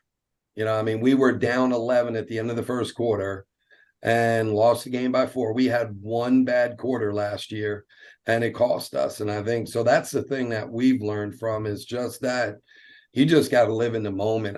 Every single possession at this level, everybody's so good, and that one possession can cost you. So, that's all we really focused on right now. I definitely think this year is a lot more with, like I said, with where we kind of are with our team. Maybe a lot more surprising than it would have been last year. But it's, I'm happy. This group has really, really gelled together, and has played well, and has overcome a lot of adversity this year to get to this point. Yeah, I'll talk about a couple of the challenges ahead for you in a moment. But John, back to you guys. Really good game against Mary Hardin Baylor in the round of 16. They certainly made runs at you guys, but you withstood them, kind of kept them at arm's length, for the lack of a better description. Did an amazing job keeping Josiah Johnson scoreless. Going to that Wheaton game, and I remember thinking, well, this is going to be a good back and forth affair. There's just no way this game isn't controlled by anybody. You're up 24 in the first half. You're up 19 in the second half. You're up 17 with 11 to play. And I'm like, all right, I'm just going to pencil Christopher Newport into the Final Four. And then Wheaton came back. That had to have been a scare. Yeah, they're a top 10 team. Everybody in this thing that you're playing in these rounds is really, really good. And if you take your foot off the gas, if you have the opportunity to have a lead, you see it night in and night out. It can evaporate very quickly, whether you do something wrong or whether they just step their game up, which happens often. This team we have this year, it's been a wild ride. We're unbelievably talented. We got great guys. They love basketball. They love each other. They love playing, but they're unpredictable. Like when we're playing really well, we're as good as anybody in the country. Yeah. When we're not, when we don't trust each other, we can lose to anybody. Yeah. You could argue we shouldn't have got out of the first round to a really good Farmingdale State team who outplayed us. Fair. So, it's a little bit wild, but maybe that's the magic. Maybe that's the formula. Maybe you got to be a little unpredictable in this tournament. So far, it's working. We're going to ride it as long as we can. Certainly, Swarthmore is going to have a say in that, and they are just terrific. And but we're going to go out there to Fort Wayne, and we're going to try to do what we do, and we'll see what happens. Yeah, 17-point game, 11 to play. It was a 1-point game with 4+ to play. It was a 2-point game with 18 seconds to play. Showing how Wheaton came back on you. You've talked about kind of just a little bit of the inconsistency. Swarthmore, in the meantime, did it. They came all the way back against Nichols and ends up winning at the end. To some extent, you can't afford to have that let up. How do you let a team know, as you've said, who does have those moments, especially to start a second half, as you pointed out the other night, understand that we're at that point now that if that happens, we aren't going to be able to win it this time? There's nothing I can say, right? They know. There's not a lot to say. And this team has just been a consistent performer at the end of games. Whether we're down, I think we've been down at the half 7 times, we've won them all. Whether we're up and the other team comes back, but we find a way to win at the end. It's just been unique, Yeah. So we're just rolling with it, man. We've embraced it. This is us. We're a little unpredictable, and you know what? they don't seem to flinch. Go ahead. I mean, we've been down 10-12. We were down 14 to Farmingdale State. Okay, no problem. There wasn't one iota of panic in that group. Yeah. They knew they were coming back at least to give us a shot. Right. And when we were up 20 against Wheaton, we all knew Wheaton was going to make a run, and it happened. And I mean, Cruikshank was unbelievable. Yeah. I mean, he was the best player in the country for those 10 minutes, if not more. And okay. And we withstood it. And there still was no panic. We had our moments. And then when it was winning time, our guys took it up a notch. And I don't know how or why they do it, but hey, we're just rolling with it. We're dancing. It's fun. And these guys love it. They love each other. And we're just going to, what am I going to say? Do something different? No, I hear you. No, just curious. By the way, Tyler was the reason that they played so well against St. Joe's. He coming in off the bench with 2 fouls midway through the first half. He didn't put a lot of points up, but he was the one that stabilized their ship to get them to that point. Bill, to your point, you're dealing with some significant injuries. Your leading scorer has now been out for the last few games. You lost another one prior to that. You're going in with a team to the Final Four that isn't the team that kind of got you to this point. That's a lot of adjustments to be made at this point in the season. Yeah, we've it's been late too, and it's been early, right? I mean, we first few weeks we lose one of the freshmen that we actually counted on that we were thinking was going to be pretty good for us at this point. And so you lose that person, and you come out of winter break, and Gabby San Diego goes down with a partial MCL, and she misses 8 games. And then you lose Anaya Simmons and Katie Ray. It's just kind of been one thing after another, and I think we really embrace next woman up. It's always been our mentality here that we step up, and you got to keep moving on. And we know with our history, nobody's going to feel sorry for us. And that's okay. It's an opportunity for the next person. I have to give credit to Lexia Lindsay. She played 9 minutes in the post for us in the Elite 8 game. She's never played in the post in her life. She wasn't even in the top 10 in our rotation, and we had to move and put some stuff in, and she had less than 24 hours to figure out what she needed to do in an Elite 8 game in an unbelievable environment against one of the best teams in the country. And so we just kind of roll with it. And, it's not about feeling sorry for yourself. I mean, we talk about it. I mean, my heart breaks for Anaya. We're not sure yet what Katie's situation is. We lead the country in MRIs, I think, this year, but my heart breaks for her and those guys just for so much work that they've put on and put in this year. But you know what?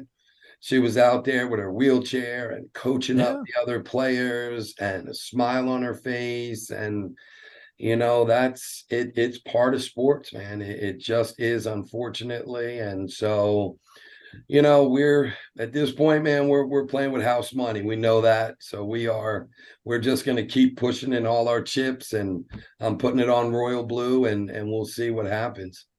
Yeah, as one who's been in an MRI tube more times than I'd like to admit, especially in 1 year span, that's not fun for anybody. Quickly, your opponents ahead, obviously on the men's side. You're going to have Swarthmore in a rematch of the 2019 game, which Swarthmore ended up winning in the semifinals to go on to the championship game.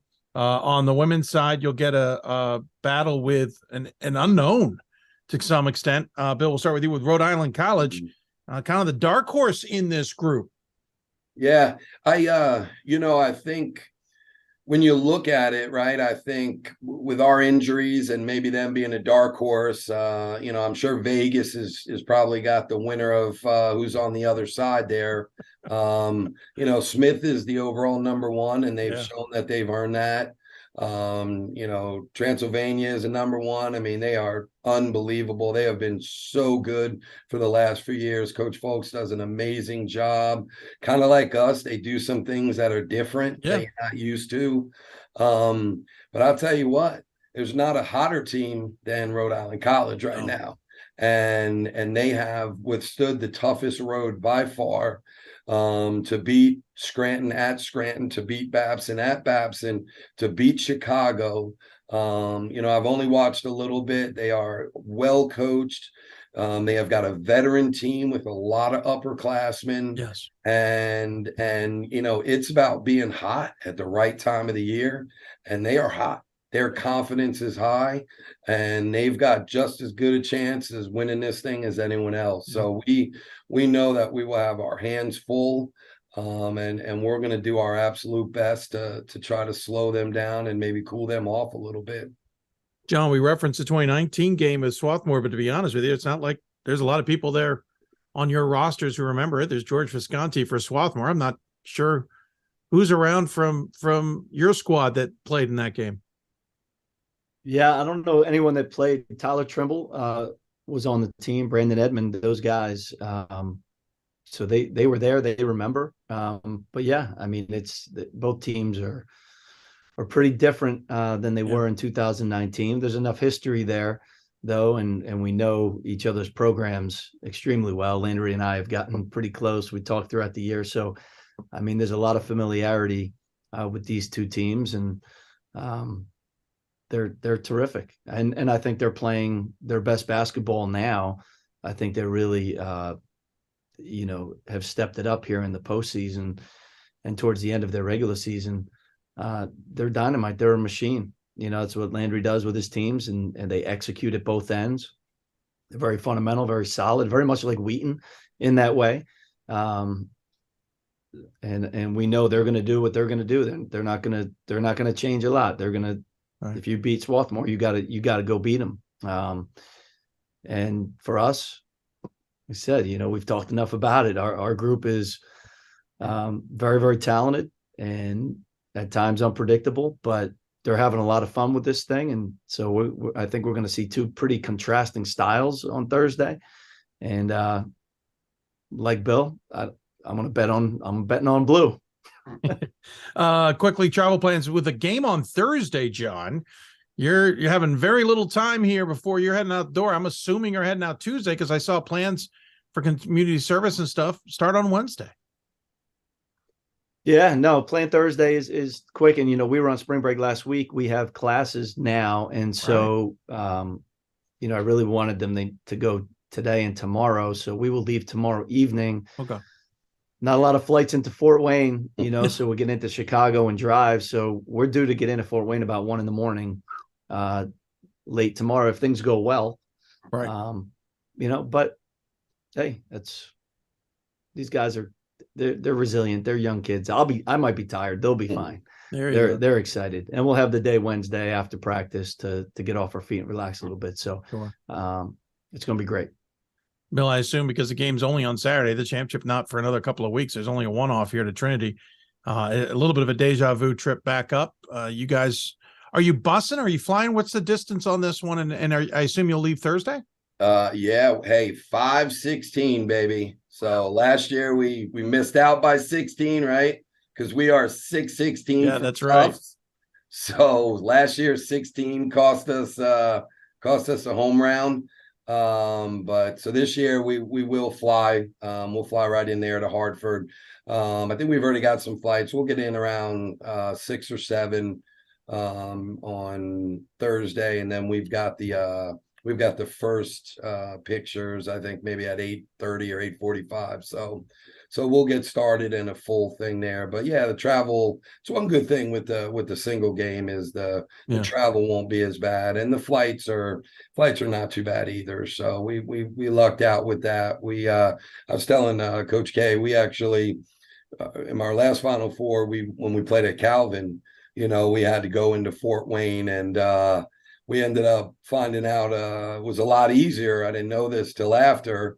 Carla Berube told me after. I was like, Carla, you could have called me ahead of time, but She said, no way. She said, we fly into Detroit and you bus right over. It's by far the fastest way.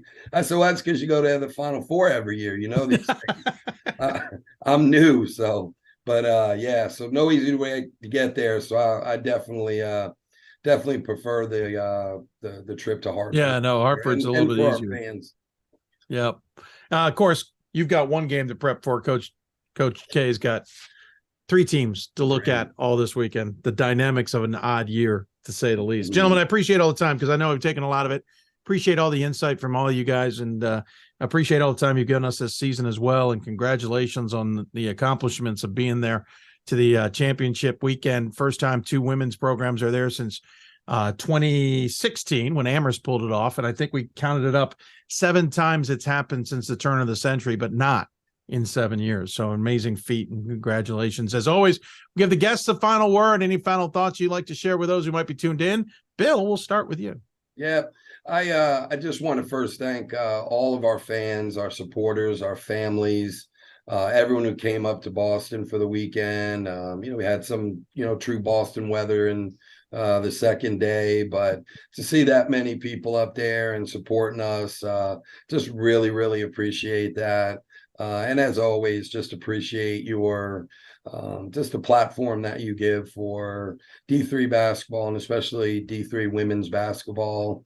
And it would be, like I said, it would be my honor to help finish off that commitment that Coach K made for us to make sure that you guys get the help that you need to continue to do what you do. So thank you for all you and your staff does. It's great to see Gordon up at Tufts and whatnot. So we really appreciate his coverage as well. Yeah, no, Gordon's awesome, and thank you for the kind words. John, your thoughts? No, it was great having you and Andy here on Friday night, man. So cool. I'm glad we were able to showcase what we do here at CNU. It's way bigger than our 2 great basketball programs. I mean, it's an environment, it's an administration, it's a community, and every day I pinch myself that I get to be the coach here. So I'm glad you got to see it firsthand a little bit. Hopefully give you a little more appreciation for all we got going on down here. But by my calculations, having talked before the show, I think $50 times 16 people gets us over the hump. So I know Bill generously said he'd fill in the gaps, but come on, man, 16 people, $50. Let's get this thing done right now. Don't wait. I'm with you. What do we got to do, Dave? Where are you getting on? How do we give you the money? Well, as always, got our Venmo account, which is on the screen right now. And of course, you also have our Give Butter account, which is the QR code, but we've been tweeting out that information as well. And if someone wants to send a personal check or something, they can just contact us. We'll give them their personal information. You're right. As you and I are talking, as all of us are talking, you're right on that gauge. We're closing in on it, but we're not quite there. Maybe when this airs, we've closed that gap a little bit, so it's not as harsh on Bill as it could be. But we will get an update on that, and hopefully by the end of the show, if not by the end of the week, we'll be done so that Bill doesn't feel it sweating as much on that commitment he has made after what the commitment you made, Coach, and I appreciate it, Coach K, for that push as well. It's been well received. And we really appreciate your commitment that once we hit that goal together, that CNU captain's jersey will proudly be hung in your background. That was really, really awesome. And we're excited about that. I see how you did that. Oh, I just remember saying to you, go ahead and send one. And it will be back there.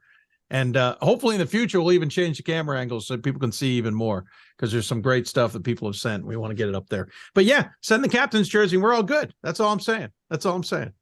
Hey, guys, appreciate the hospitality this weekend. Appreciate all the time you've all given me. Maybe we'll be talking to you in a week's time or so, but good luck this weekend. Coach K, I look forward to seeing you. Bill, good luck, and we'll talk to you guys soon. Thanks, Dave. Thanks for having me. Absolutely. Christopher Newport joining us here on the Hudl Hoopsville Hotline.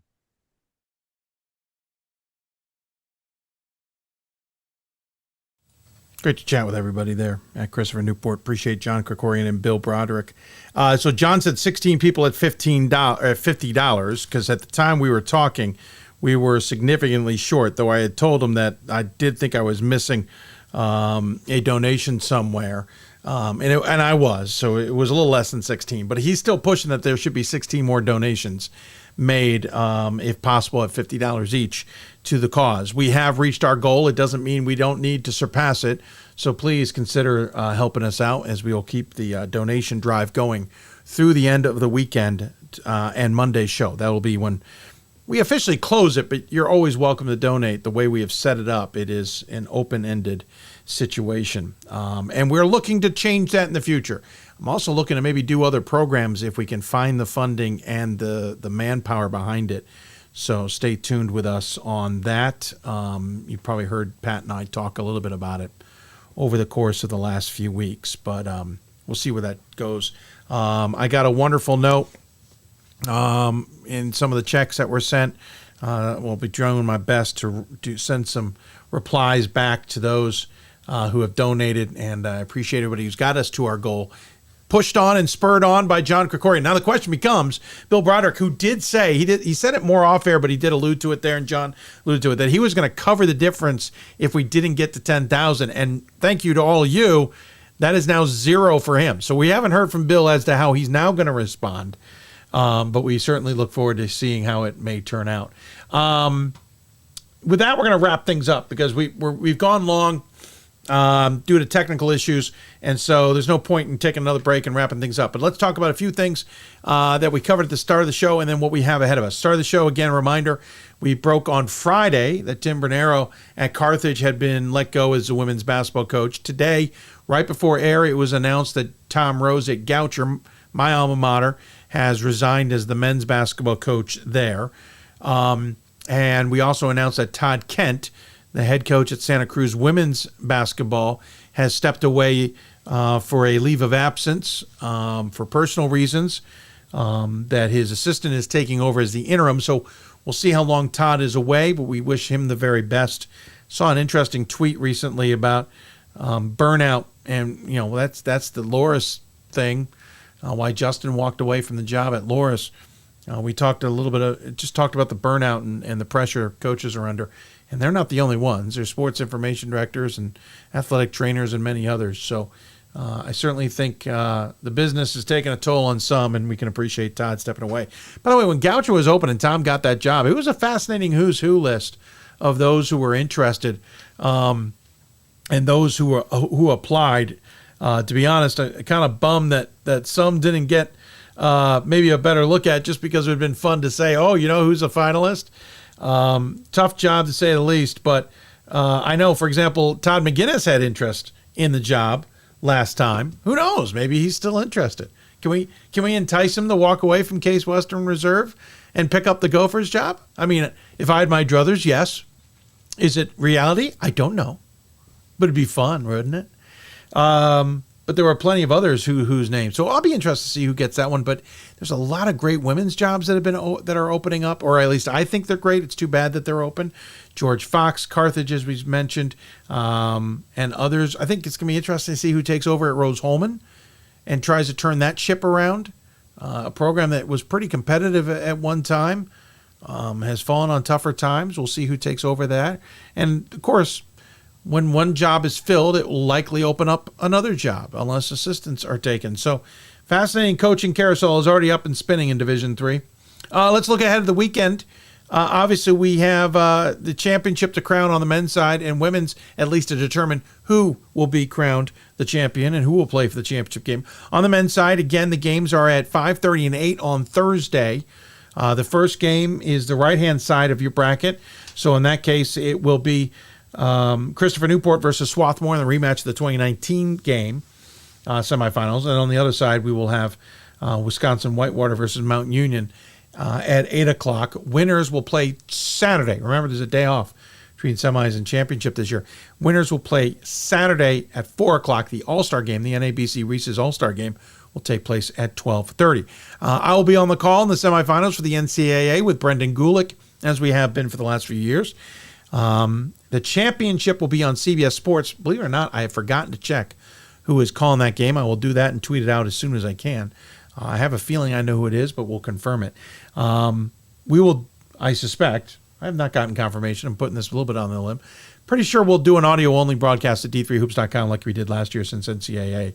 And Division III does not do that anymore. All-Star Game will be streamed as well through Manchester. Manchester. We'll be on the call for that. The D3 Hoops gang will be on the call for that broadcast. So looking forward to that. Women will play on Saturday in their semifinals. To be honest, I totally forgot the time. Just as I went to say that, I want to say 4 and 6:30. So I think the men's and women's championship, the championship game in men's basketball would be at the same time as the semifinal in women's basketball. But I'm confirming that now. Should point out that's also the right-hand side of the bracket playing the early game. And so it'll be Christopher Newport versus Rhode Island College. And then the second game will be the later game. That will be Smith versus Transylvania. And still a chance with Transylvania and CNU sitting on the opposite side of the brackets to have a chance at seeing two undefeated teams playing for the championship in Dallas on April 1st. Correction on the times. 5 o'clock for the first game, Christopher Newport, Rhode Island College. 7:30 for Smith and Transylvania, those times Eastern. So the Swarthmore Christopher Newport game on the men's side will start at 4. The women's game will start at 5. So there is a little bit of an overlap between those two on the captain's side of things. Brendan Gulick, by the way, is traveling out to do the semifinals. So he will leave Fort Wayne after the games on Thursday and drive out, or I assume, maybe he's flying. I'm not really sure what he's doing. And call the games Saturday. I don't know his color person. I do know they are associated with UConn, but I don't know the name. I'll admit I botched this one. I didn't think this through. Probably should have. I probably could have done the same thing Brendan's doing and helped call the games out there at the women's and just missed the men's championship game and all-star game. Yes, a little bit different, but a great opportunity to have done it, and I missed it. In 2013, if you might remember, we got to the women's Final Four in Holland, Michigan, because the men's were doing the D1 thing, and they had a break before they were playing the Elite Eight and Final Four. I don't remember what happened when the women hosted the next time in 2016, but I don't remember getting to both Final Fours. But this would have been a chance to get to that semifinal. It would have been a long drive on Friday, but I would have been willing to do it, and admittedly, just missed the boat on that one, and I apologize to all of you out there for having not thought that one through. Also, shamelessly, selfishly, would have been an extra paycheck for me. And with that, I think we're going to wrap things up here. Appreciate you all tuning in. By the way, a quick note on the conversation we had with CNU regarding both genders being hosted at the same site. Bill Broderick basically gave you the reason it's not happening. Not a lot of schools can do it like Christopher Newport. I'm not doubting Christopher Newport could do it. There are institutions out there who absolutely could do it. But it's the fact that there's so few, it makes it an unfair advantage to those institutions. And it's tough. I get it. Maybe it's something we'll talk about down the road in the future as well. It's a nice idea, but yeah. And listen, something to keep in mind moving forward too. Men are playing Thursday, Saturday this year. I think next year they'll play Friday, Sunday, and women will play Thursday, Saturday, and it will alternate like they're doing in soccer. Now, soccer is at one site. Will basketball ever get to a point where it's at one site and everybody could play? I don't know. But now that we have the day in between and you could alternate, that is very possible. And so maybe we do now move towards one site hosting both. And you get one gender Thursday, one gender Friday for semis, one gender Saturday, one gender Sunday for championships. Cross that bridge later.